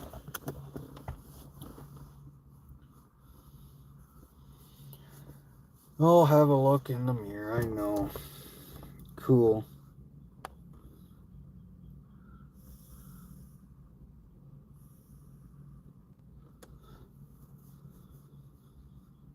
Look at this guy. There's always one lippy motherfucker, eh? What are you, a drug addict then? Octo, are you a fucking drug addict or something? Did I piss you off with what I said, bro?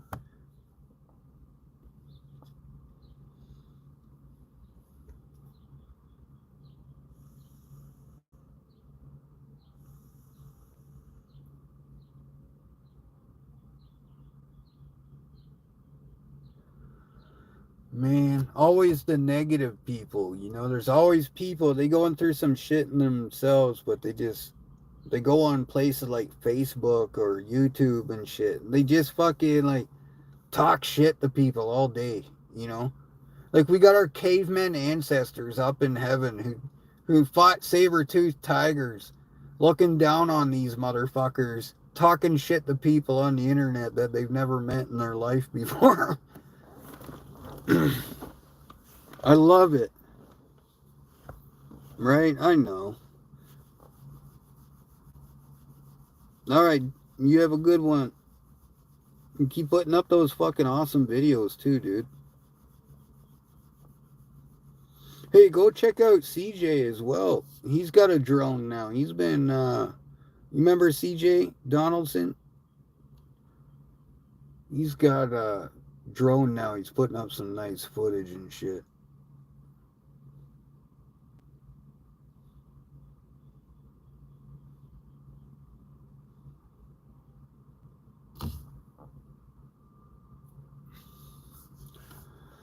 I know, man.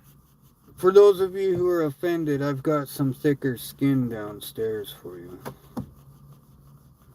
Well, I'm hanging in there like a fucking hair in a biscuit, drone. Don't worry about it. Don't worry about that, brother. You know me. I may have lost my wife, but I'm as happy as a tornado in a trailer park, brother. Busy as a 10-peckered alligator in a horror house, and almost as blind as a turtle with an army helmet on. So we're getting it. Don't worry. I ain't never giving up.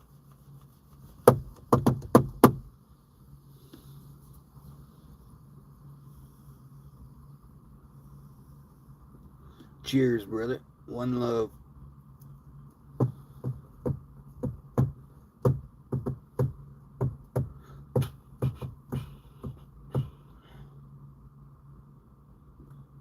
Oh, this is the Blue Raspberry Cherry Ripper X 50K for the Rough Puff battery.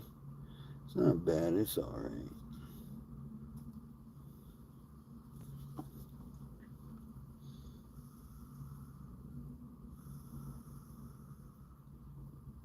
It's alright. You know, look at Charlie Sheen, right? That guy, life gave him fucking lemons, man. So he fucked them and gave him lemonades. You know what I mean? You can't hold a motherfucker down.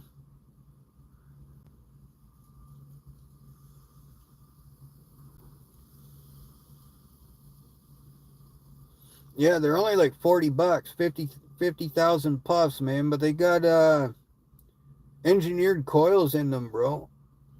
So that they engineer the coil so it lasts longer, I guess. I don't know.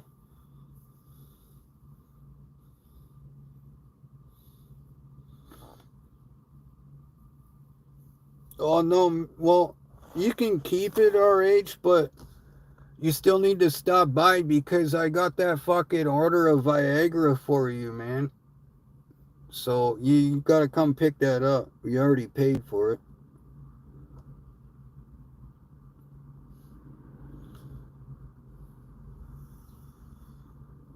That's up to you though, man. I can keep it and resell it.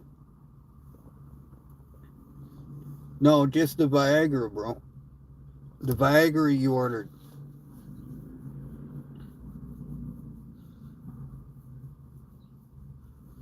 We got some dehydrated bong water too. Sparkling dehydrated bong water for sale on our site. Make sure you check some of that out.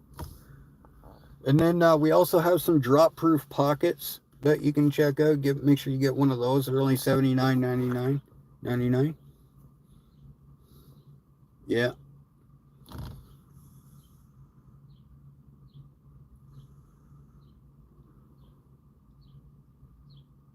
What do you think, Nella?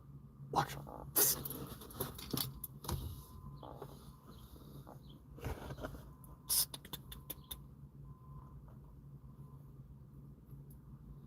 You watch, motherfucker.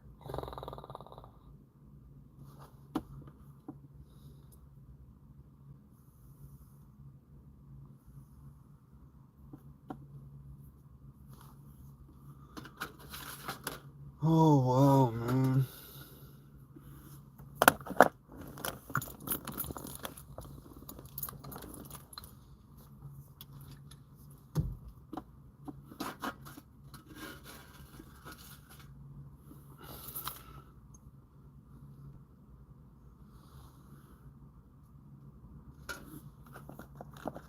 What a fucking day. I spread about, what, 200 pounds of fertilizer on Saturday? Or, was it Saturday? I don't know. I spread a lot of fertilizer last week, man. I had 3 weeks worth of work I had to do in 1 week. I was working like a hog trying to get my mind off Kelly, man.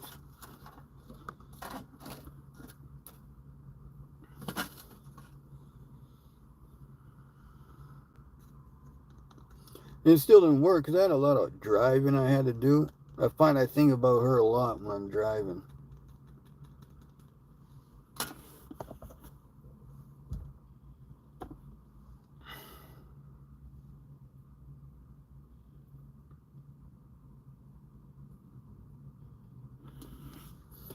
I understand Uncle Surf just lost his wife too. And I feel for you, buddy. And I'm here, man. You want to talk or anything like that, let me know, man. I'm going through the same thing, so I can't say I know how you feel because I'm not you, but I can definitely relate to what you're going through.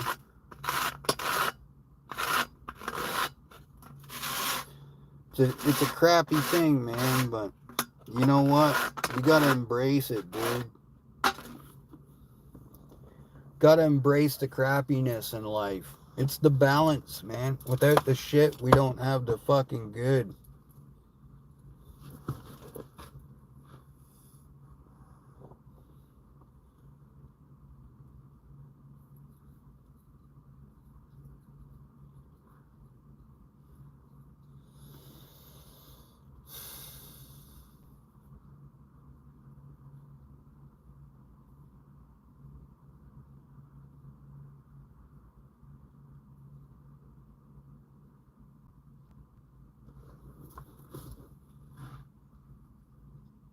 You know what's weird? This truck I was just looking at last week just pulled into this parking lot.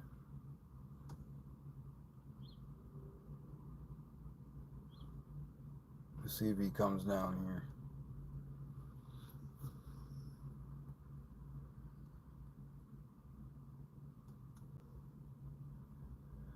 Oh, fuck, man. Yo, Rick's Radio, cheers, brother, if you're still here, man. I'm fucking pretty stoned right now, dude. I got this pretty good weed here. It's purple cherry punch. It's like OG cheese and black cherry something, man. It's pretty good stuff. It's only like 27% THC or something like that, though. I had some GMO cookies there last week. That stuff was like 33%. That, man, I tell you what. It's almost like this shit I got here. This, I got some liquefied diamonds. Y'all ever tried that shit? It's like, well, this particular one is 82% THC. And I just dab it. But it's got a flavoring agent in it, man. Which I'm not sure how I feel about. But, dude, for those of you who have tried peach slices before, those little candies, this here tastes like you took like 5 bags of peach slices and put them in your mouth all at once. But it gets you stoned, man. It's like, I'm 45, man, and it felt like I was smoking weed again for the first time back in high school, you know. Yo, Woody, what's good, homie? Things are coming out, man. I just started a little video log. Gonna do these once a month. It just turned into more, you know, just bawling my eyes out and shit. It's been a month today without Kelly, bro. So I'm gonna do the journal thing once a month now, and then I'm probably gonna end up bringing the live streams back like this, but I still have a bunch of shit I gotta straighten out. So, like, I'm still not done taking her death certificate around and paying bills and getting payment methods changed and all that shit. So, man, it just fucking hell. You almost think I'm on the Cokins again. My fucking mustache so fucking shiny. Look at, oh man, somebody bring me a bump, man. Hit this bong load, though.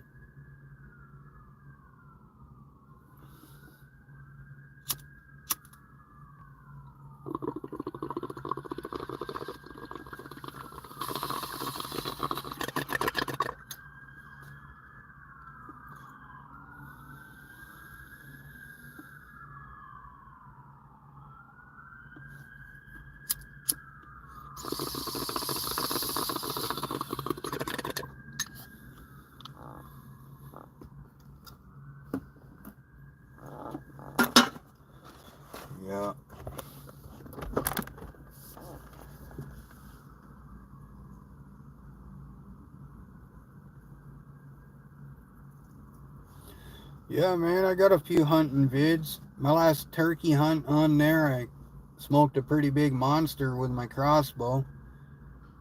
Had a hen walk him right out in front of me, too.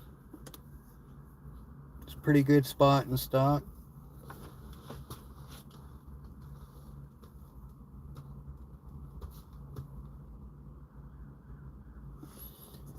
Yeah, I got a pretty good place I go to. Oh, here comes my mother-in-law.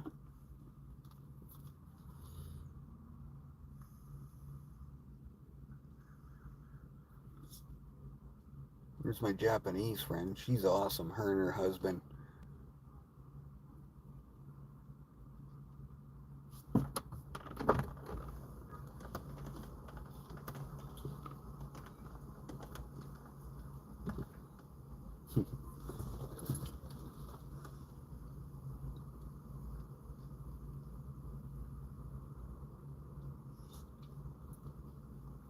Who's that, Nala? Who's that? Is that your grandma? Here, let's do this.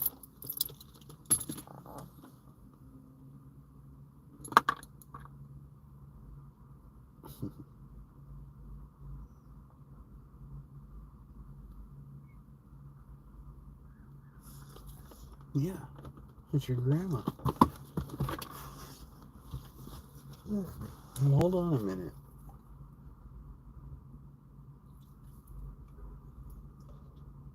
She hasn't taken Scotty off the leash yet.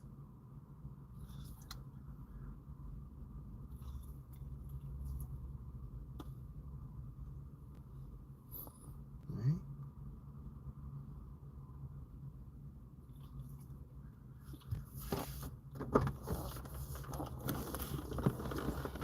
Okay, hold on a second.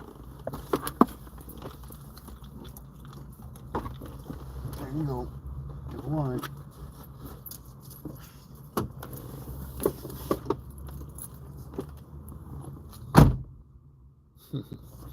She's in heat right now, and my mother-in-law's dog's a boy, so he's kind of all worked up.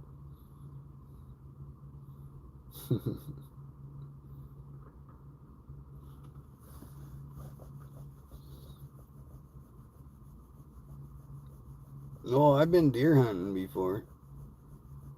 Yeah, they're pretty tough to hunt. I archery hunt them from a tree stand. Had some pretty good encounters.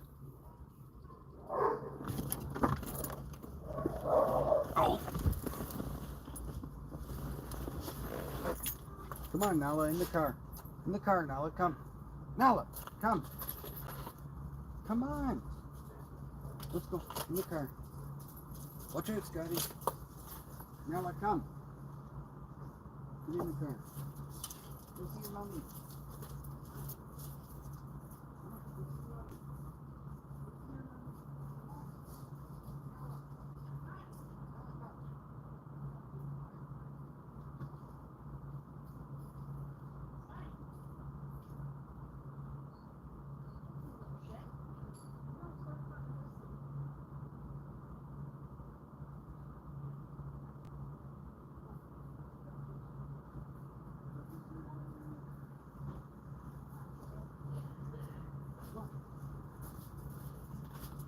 Oh.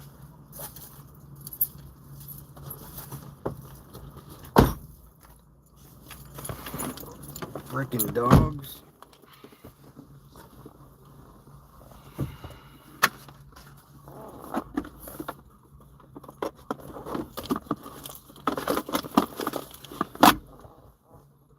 Well then. 7 people, right on, right on. Yeah, they're tough to hunt for sure, Mr. White. I had a pretty good encounter last year, but I couldn't take the shot. You had a little tree about that big around going through the right where I needed to place the arrow, and he wouldn't step forward. And I sat at ADS for 15 minutes, man. He never gave me a shot. It's pretty cool to see, though. He's a big 8-pointer around there.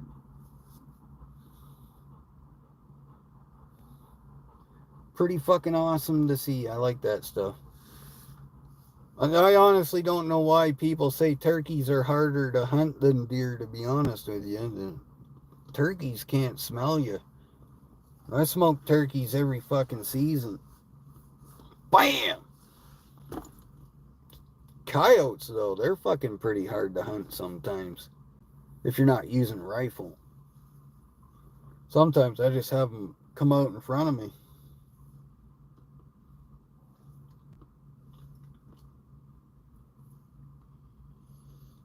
I get a kick out of these older ladies around here that have like bright red shoelaces in their shoes and shit. It's like, hey, look at me. Well, she want to see Scotty.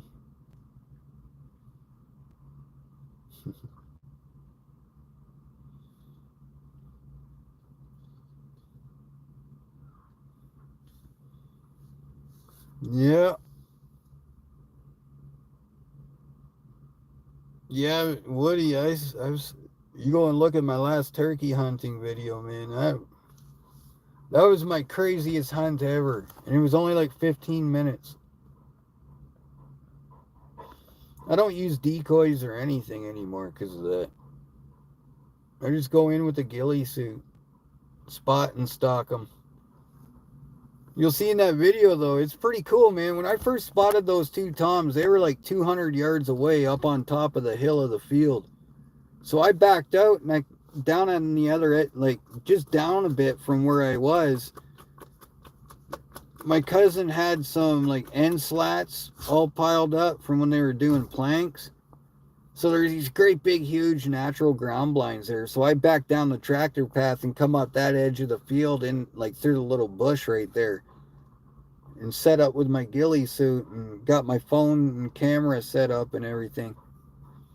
And then I do a cluck and some purrs and stuff. Well, all of a sudden I hear a hen doing the same thing, completely mimicking everything I was doing. So I'm like, holy fuck, do we got another hunter on the property or something? And I'm thinking, fuck. And out of the corner of my eye, I see another hen walking down the side of the field. And she went right out in front of me, as you see in the video. And those two toms thought I was her and followed her from way up on top of the hill to where I shot him. And I even said in the video, I owe that hen, I owe her a big bag of grain at the end of the season. She walked that tom right out in front of me, dude, and that shit was awesome. 25-yard shot right in the fucking gizzard with the crossbow. But what blew my mind about that hunt is my muzzy broadhead. I was using like a 125 grain muzzy trocar. It literally unscrewed inside the turkey. Like literally, just I pulled that fucking arrow out and there is no broadhead on the end of it anymore. And then when I was dressing the bird out, I found the broadhead. Pretty crazy, man.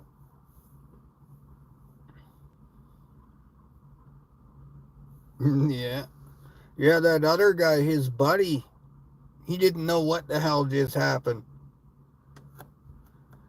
It was pretty funny.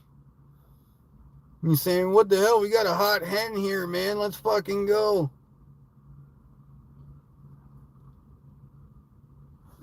Yeah.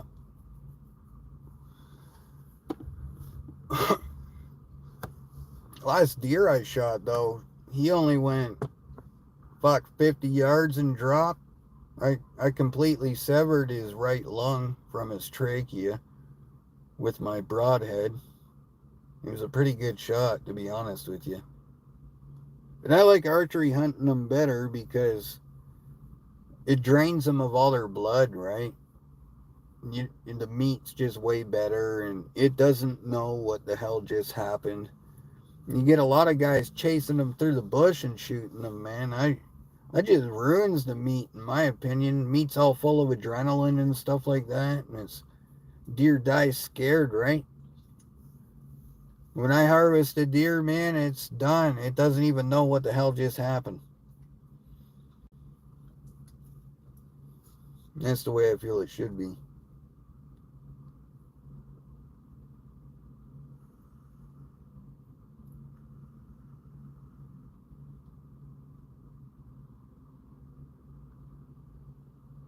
Yeah, that turkey was a pretty good shot because it was like 25 yards while he was walking and strutted out.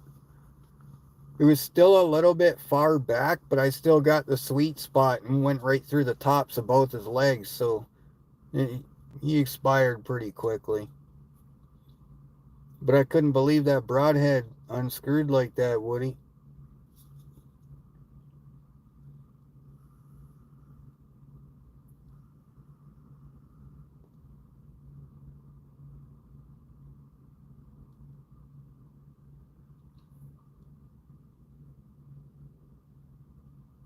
It's crazy too, man, because those wild turkeys, they got telescopic vision for like, what is it, 300 yards or something like that. They can zoom in and pinpoint you, and they can see color, and they have 3D vision.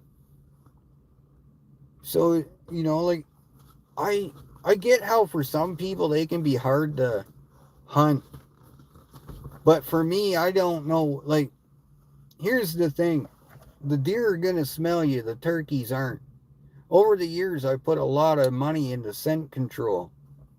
Last year, when I was seeing my biggest deer, I was going to the farm for like a week or two at a time. I would set up camp and I would smoke bathe all my hunting clothes.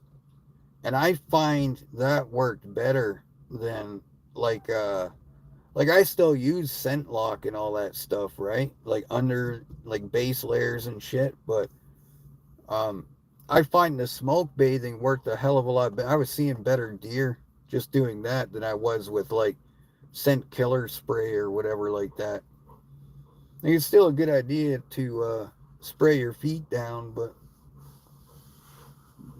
yeah, I was seeing some good deer last year, man. But you know, the the whole property was beans though, soybeans, so that had a lot to do with it, I'm sure.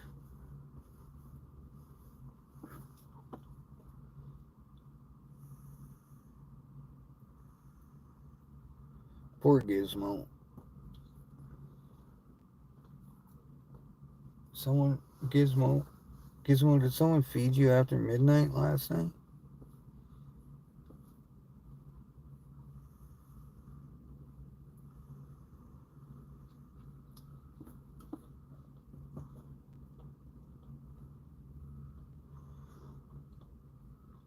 Oh, I love venison, man. I like to make summer sausage out of venison, bin. That's what I like to do with them. Make summer sausage, and I mix them with a real nice fatty pork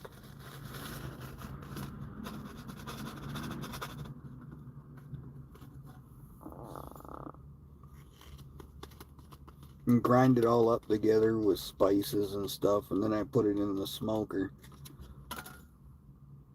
Last year, that turkey I'm talking about, I gave away to a family, and they had it at Christmas, so they had a nice turkey dinner. And to me, that's what it's all about. Oh yeah, camo. I have a camo mankini, bro. I go out there like Borat sometimes, homie. Right, Nala?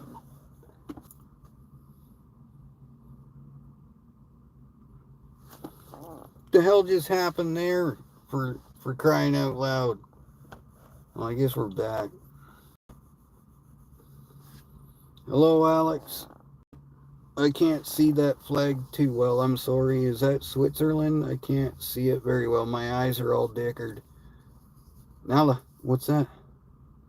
This is my work partner, my best friend right here. Nala rocks big time. Yo, Shandog, what's going on? Yeah, Switzerland. Hell yeah, Alex. Glad to have y'all here, man.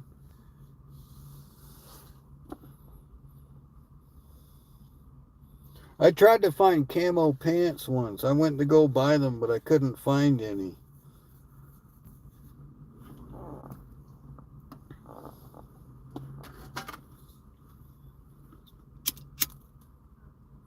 Oh, I'm hanging in there like a hair in a biscuit. Oh, I'm not in the United States right now, Alex. I'm in Canada right now.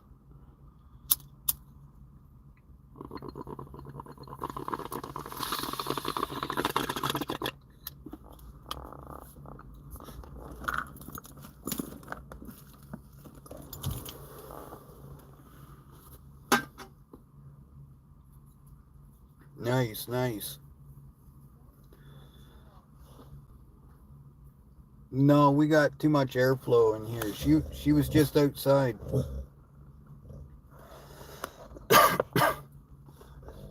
She's actually in heat right now. Aren't you? Yeah, who's that? Who's that? Watch him. What do you say? What do you say? You tell him. Right now I'm in London, Ontario at the moment. I'm helping my mother-in-law still, so I'm almost done the floor too, man. Floor's looking amazing. Both her living room, her kitchen, her back hallway. I gotta say, I worked like a fucking dog last month, man.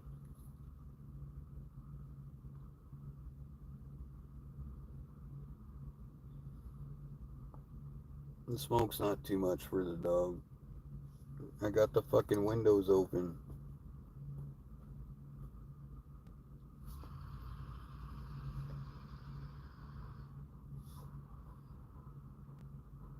Right? Mm-hmm. Beautiful day out here, though, isn't it? Beautiful day. Nice breeze, everything.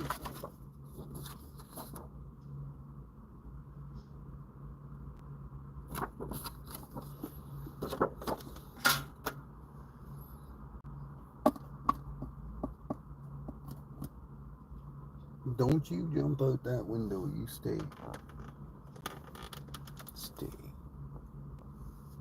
Grandma be right back.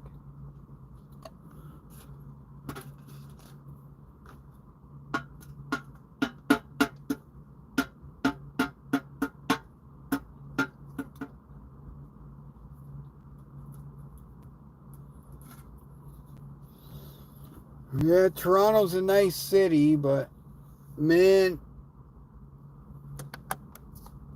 I'll tell you like this.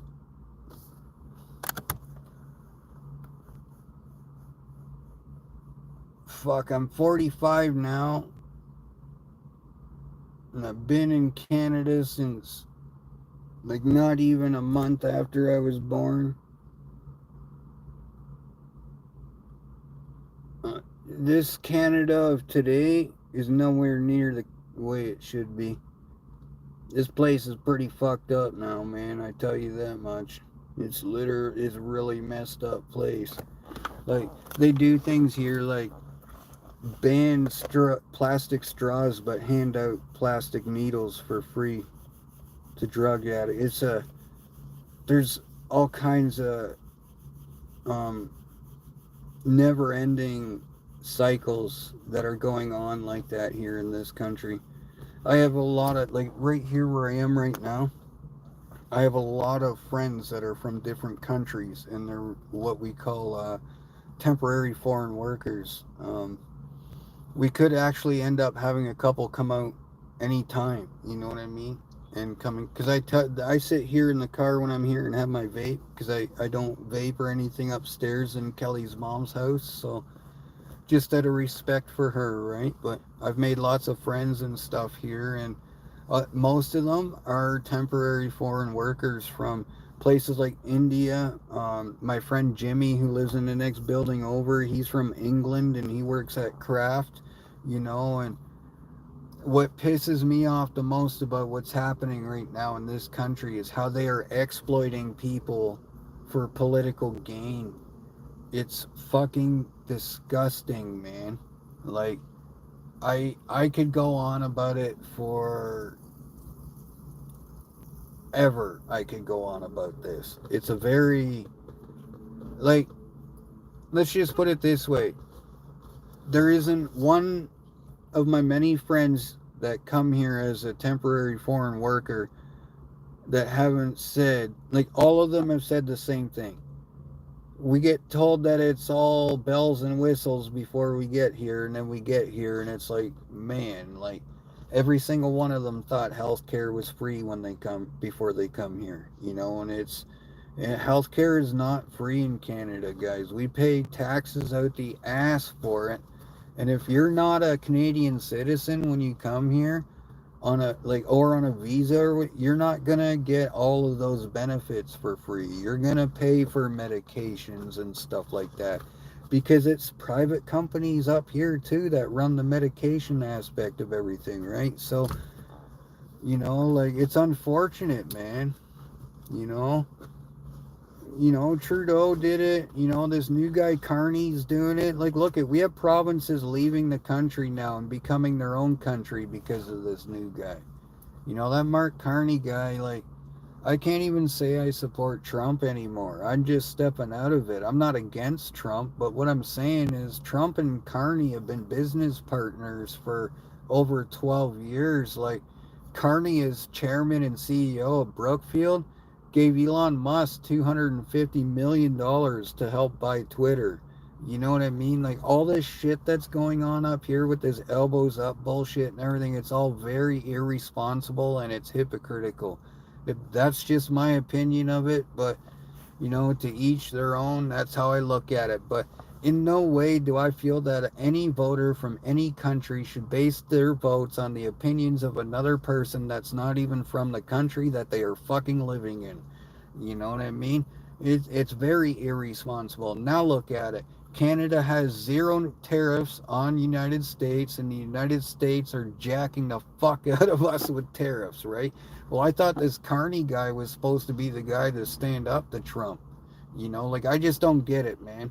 And I say this from an outside point of view because I'm not even a political guy. I just know a lot about it because I'm a fucking troll, man. You know what I mean? And I troll trolls, and I go everywhere, and I just like to be knowledgeable about who I'm trolling and what I'm doing, right? So I tend to know a lot about fucking politics, and especially what's going on right now, because I'll just dig right into the background of things, see who they're fucking working for. These motherfuckers base their whole political campaign on the fact that everyone should hate Donald Trump. And then now look at them. They're getting fucked in the ass with their fucking asses up instead of elbows up. Fucking bunch of dummies.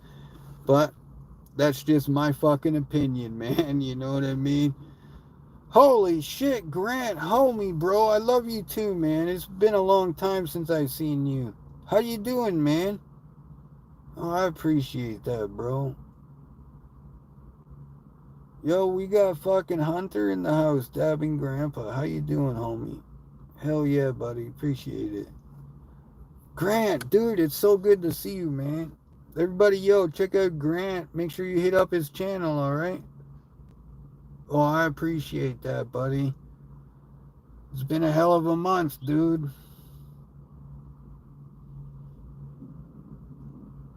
But this is what I'm doing today, 1 month after Kelly's been gone. Figured I'd talk with her a little bit and talk with you guys a little bit and see how the day goes on, you know what I mean? I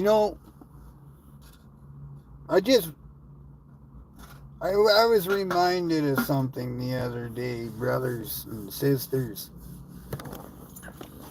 We've all forgotten this one aspect of life. Time is a man-made obstacle. The calendar, the clock, all based on the workday. The workday that's based on paying the government back for the loan that they gave you. Isn't that crazy? We all forgot about it. So in other words, what I'm trying to say is we all we all forgot that the government works for us. Well, I hear you, brother. I agree, Grant. I love you too, man. Yeah. Yeah, that's right, man. That's all we can do. We got to keep our nose to the grindstone, keep pushing forward. We got to do it in honor of our loved ones, man. Because that's what they do for us. When our loved ones pass away, it's the most beautiful thing they can do for us, man. It creates our character. It creates that strength in us and that fucking fortitude. My wife was a spitting image and a perfect example of fortitude, man. You know, she just didn't give up. She was a fighter. And for the rest of my life, I'll live the same way in honor of her. And it's just the way it's going to be, man. You know?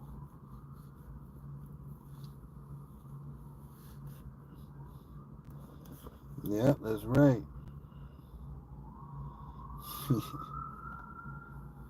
There's been some crazy fucking days, man.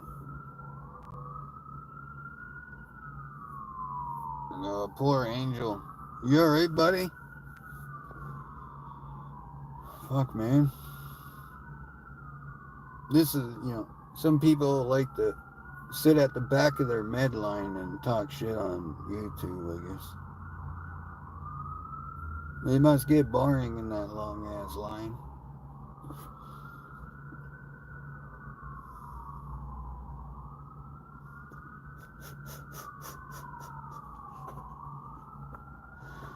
Golly, boy. All the hate you have in you.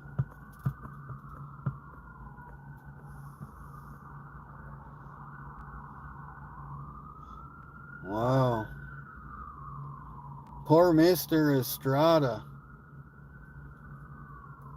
Are you mad, bro?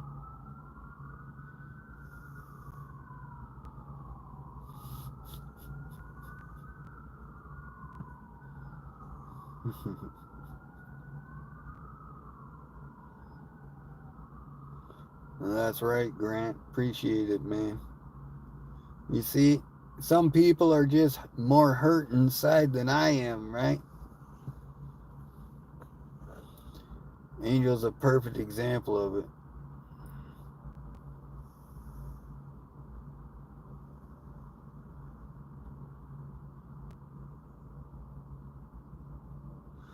You know, I love it when people try to spread hate.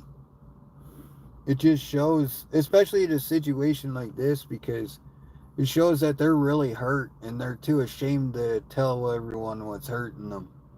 And it's okay, guys. You don't need to be ashamed of it. You need to get it out so you can stop trying to just hate the rest of your life, because that's all that's going to happen. You're just going to end up hating, right?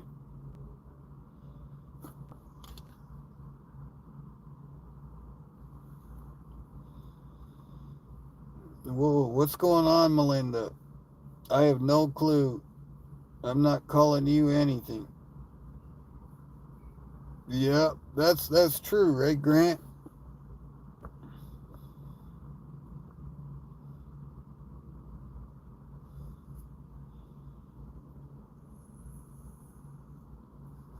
I don't judge people, man.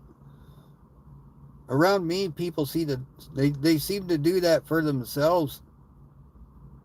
Remember, judge and you shall be judged in the way that you have judged others. It's just as simple as that. I don't judge people, man. People are gonna be how they. I'm not even mad at what's that dude's face. Like he don't know. He don't know.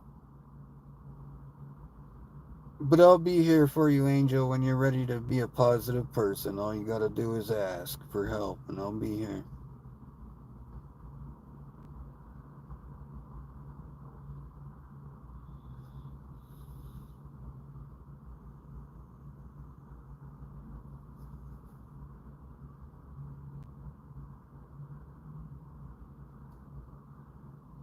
You know, sometimes in life,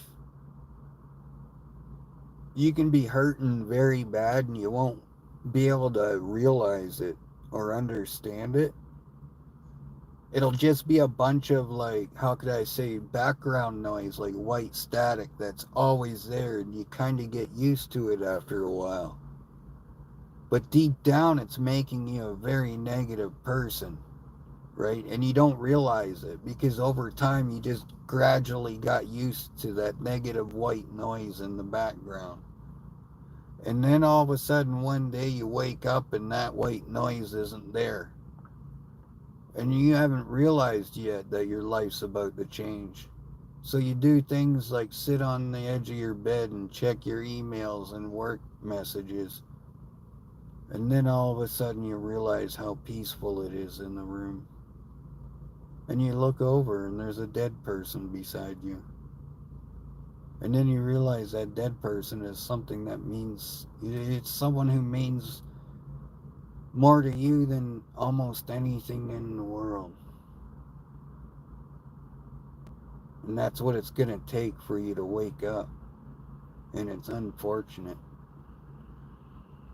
But it won't be until a time like that where you realize that that white noise isn't there anymore. And then over time, you'll become a positive person again. Because that's how it happens, man. My life will forever have been changed like that. Because I will never ever be able to get that look out of my wife's, that look of my wife's face out of my head. Never ever. That smile on her face after death. You know,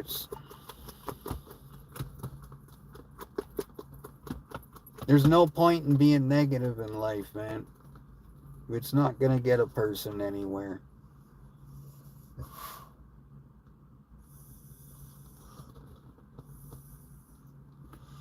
All you're doing is trying to beat down a steel door with fucking copper tools, homie. And it ain't going to happen. Watch them.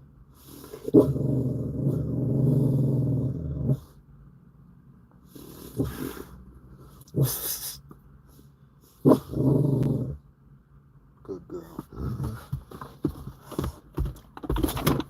Oh, watch out. Watch.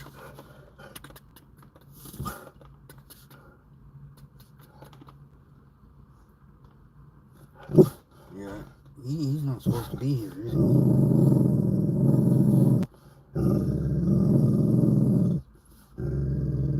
Freaking tell him.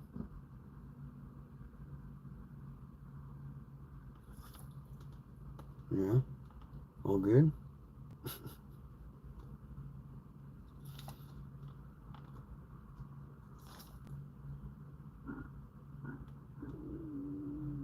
Yep, that's very true, Vin Vin.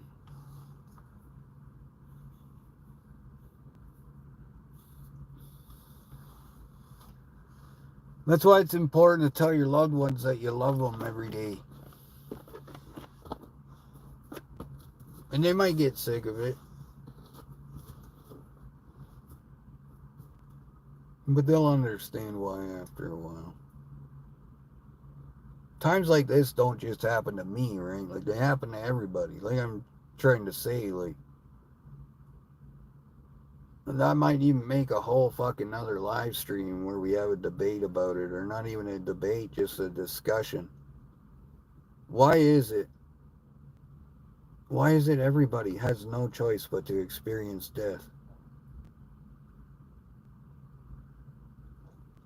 There's a reason for it, and nobody knows it.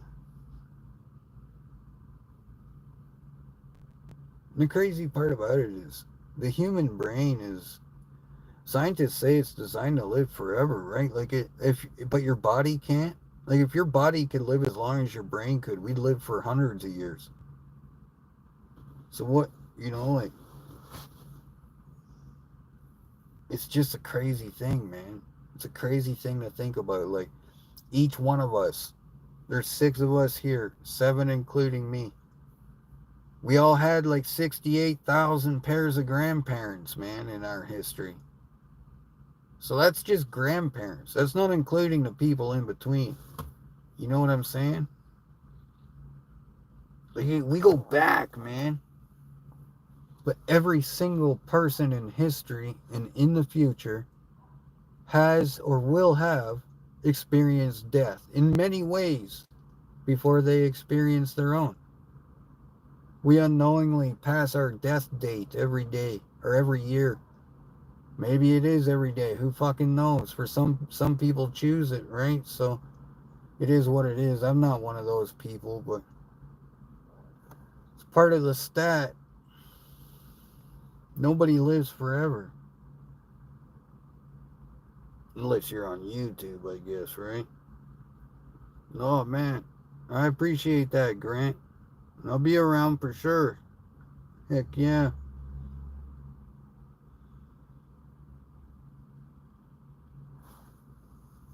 Nobody lives forever.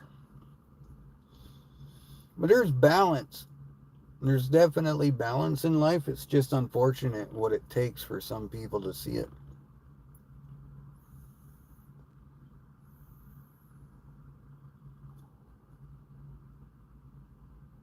There's no point in going on the rest of a person's life just being negative and full of hate and things like that, right?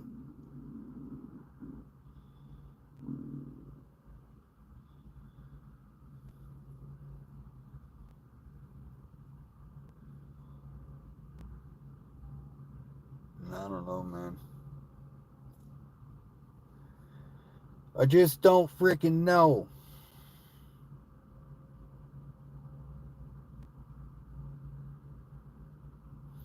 I'm about to make some real big moves, though. Some real big legal moves. Start my next chapter over. Maybe the next time you see me, this whole my whole next live stream being a new truck, a new place. Who knows? I don't know yet. But I've been working my ass off like a dog, and I've been saving my money.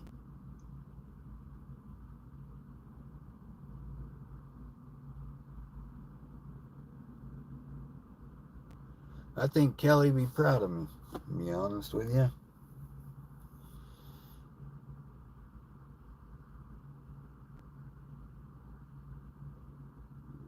Because I'll, I'll be honest. I wasn't always the nicest guy and the most honest guy in my life. Like in my 20s and shit, man, I was a fucking prick. Just didn't give a shit.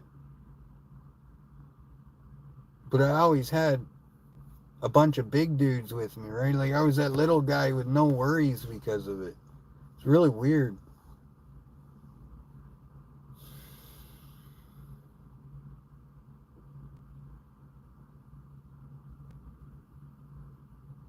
That's what I say, man. Like, nobody's gonna, in the end, really give a shit about you. It's their right not to have to, like, and we can't hold it against them, right? But it's like all these people that were calling themselves friends of Kelly. There's one in particular. I had a bunch of people that were at Kelly's funeral come to me about this lady and tell me they wanted to wait to tell me until things cooled down a little bit. And I'm like, well, what is it? And this lady was calling my daughter fat and all kinds of stuff at the wedding. Or at the, why do I keep calling it a fucking wedding? At the funeral, sorry.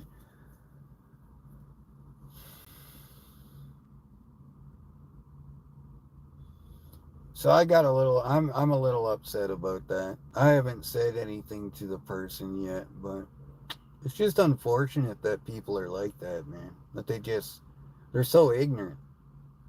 And the way they go on like that, it's just so selfish and foolish, immature. You'd think she would know better.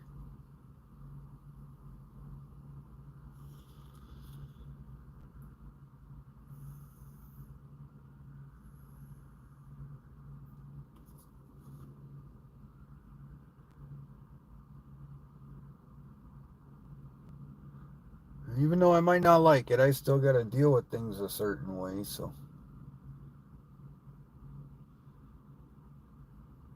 when it comes to certain people, anyways.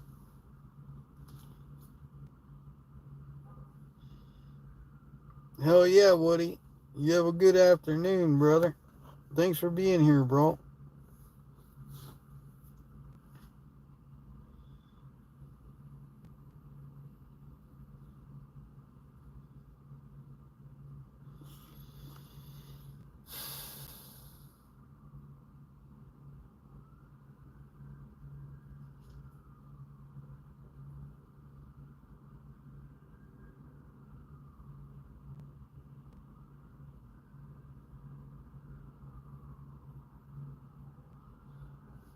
Yeah, it's important not to have a tainted view on life, man. That's for sure. You know, like, government don't give a shit about people. They never did. They just use us. Everyone forgets that the government works for us, and fuck, man, it's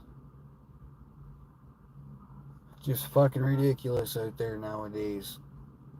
Spoiled brat syndrome at its finest.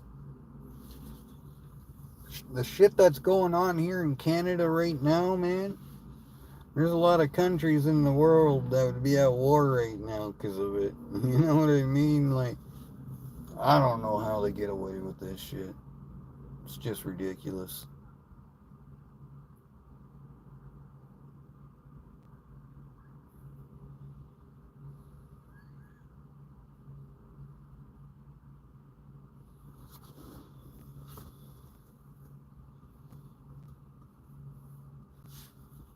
Oh, what's it been? Fucking 2 hours, 2.5 hours.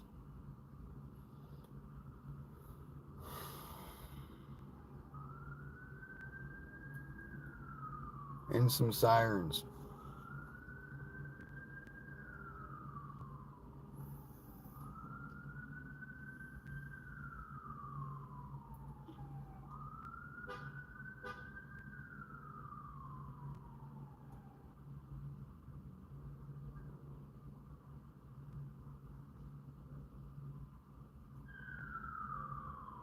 Holy shit. Can you guys hear that? That's freaking nuts.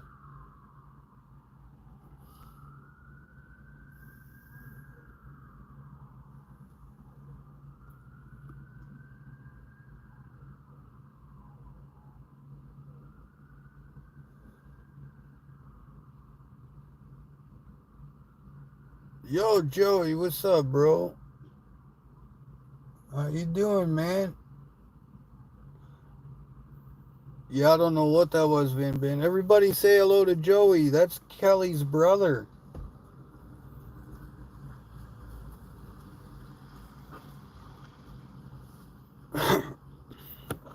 Yeah, Joe, are you still coming or what?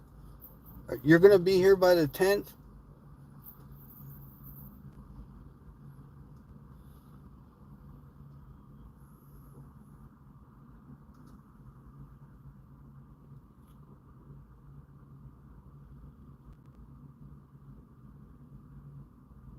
We're going to have the celebration of life on her birthday, Joe, if you can make it, for sure.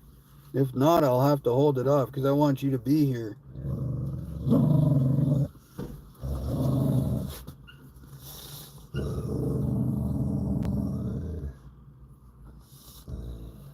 But we're going to have the celebration of life out at Terry and Julie's farm. Nice big open area, fire pit, everything. We're going to put a fucking designated drinking area for those who are drinking or whatever. And they're pretty cool people. She was like, she's so far been the most truest friend since Kelly's passed away, that's for sure.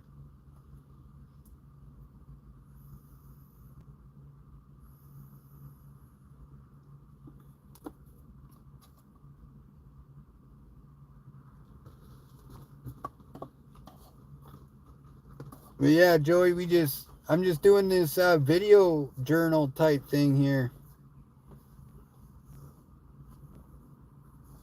Okay, Joey. Well, we're going to do something when you come for sure. Definitely.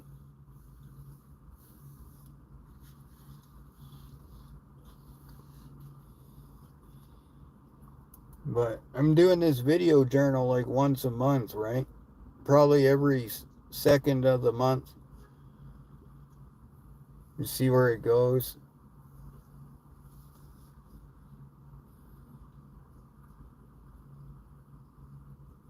No, it's okay, Joey. Just take care of what you got to take care of. For sure, man. You know what Kelly would say. I've got her ashes here and everything, and we'll go up to the funeral home ourselves, you and I, and we'll get something to put her ashes in for you. I got her fingerprints too, so if you want to get her fingerprint on a dog tag or something.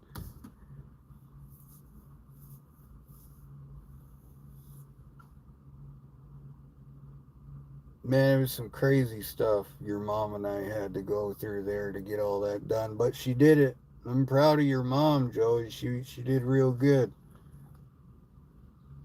Yeah, she would. And remember, she's got her legs back now, so yeah, you make sure you take care of what you got to take care of, dude.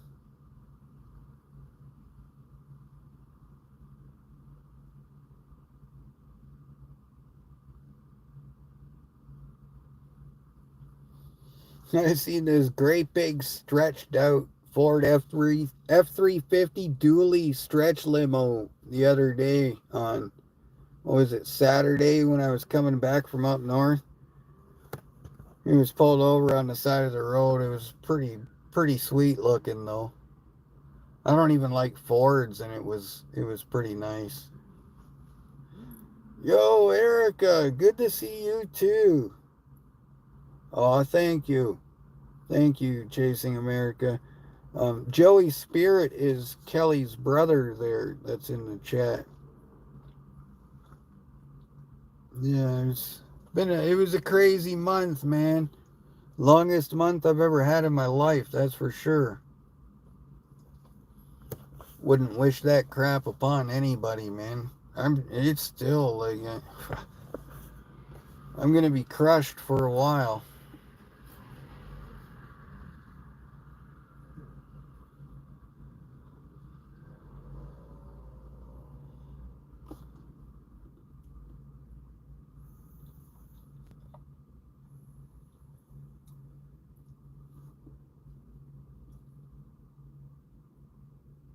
Yeah, pretty crazy stuff, man. I'm just so glad she was able to go peacefully at home, though, man. It's one thing I'm thankful for.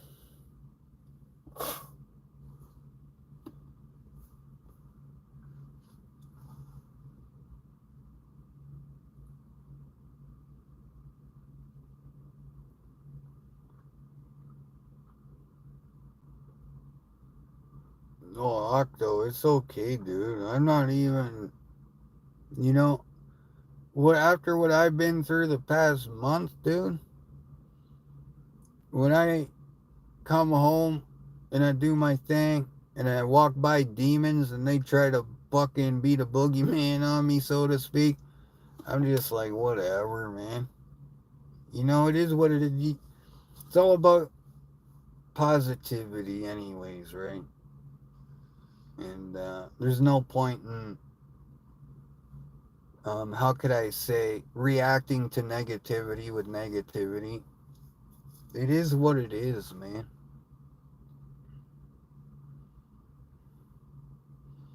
Yeah, that's very true, Joey.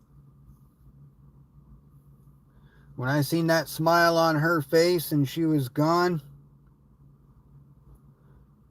I knew she was definitely in a better place. And I knew there was nobody could ever tell me anything to try to convince me otherwise, I know. I seen it. I felt that peace in that room that morning.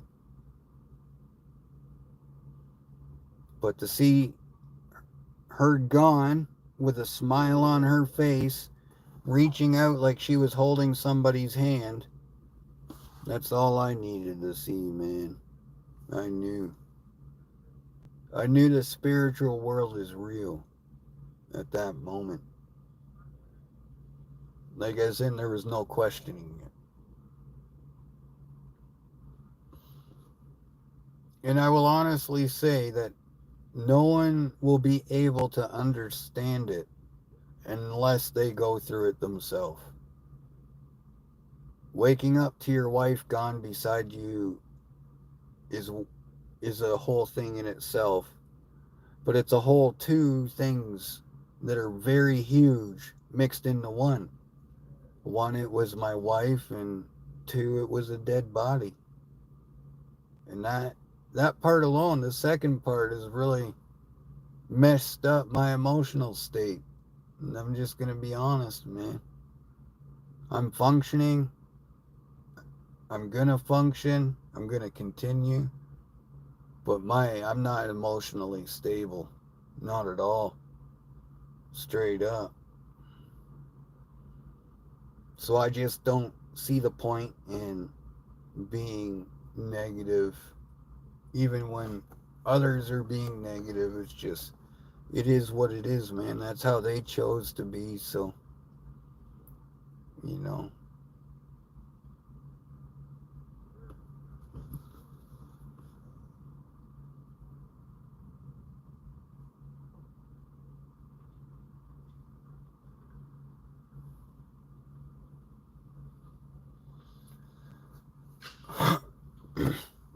I never understood why they do a 3-point turn here when they just got to go around the building. It's just fucking mind blowing.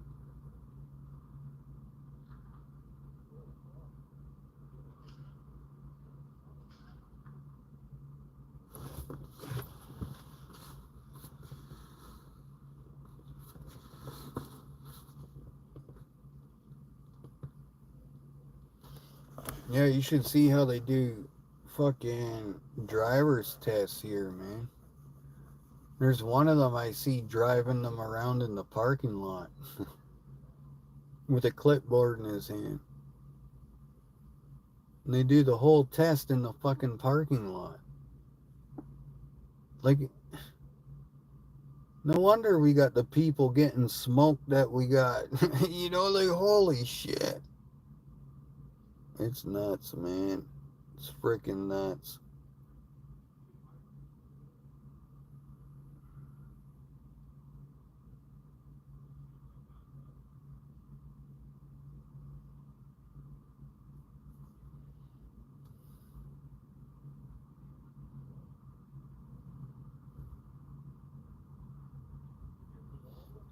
$2.43. Probably time to shut her off. So I'll leave you with this one, guys. If you had two choices in life, which one are you going to choose?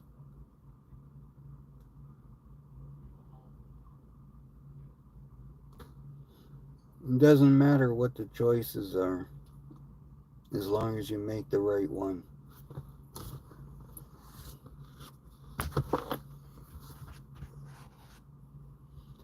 Peace!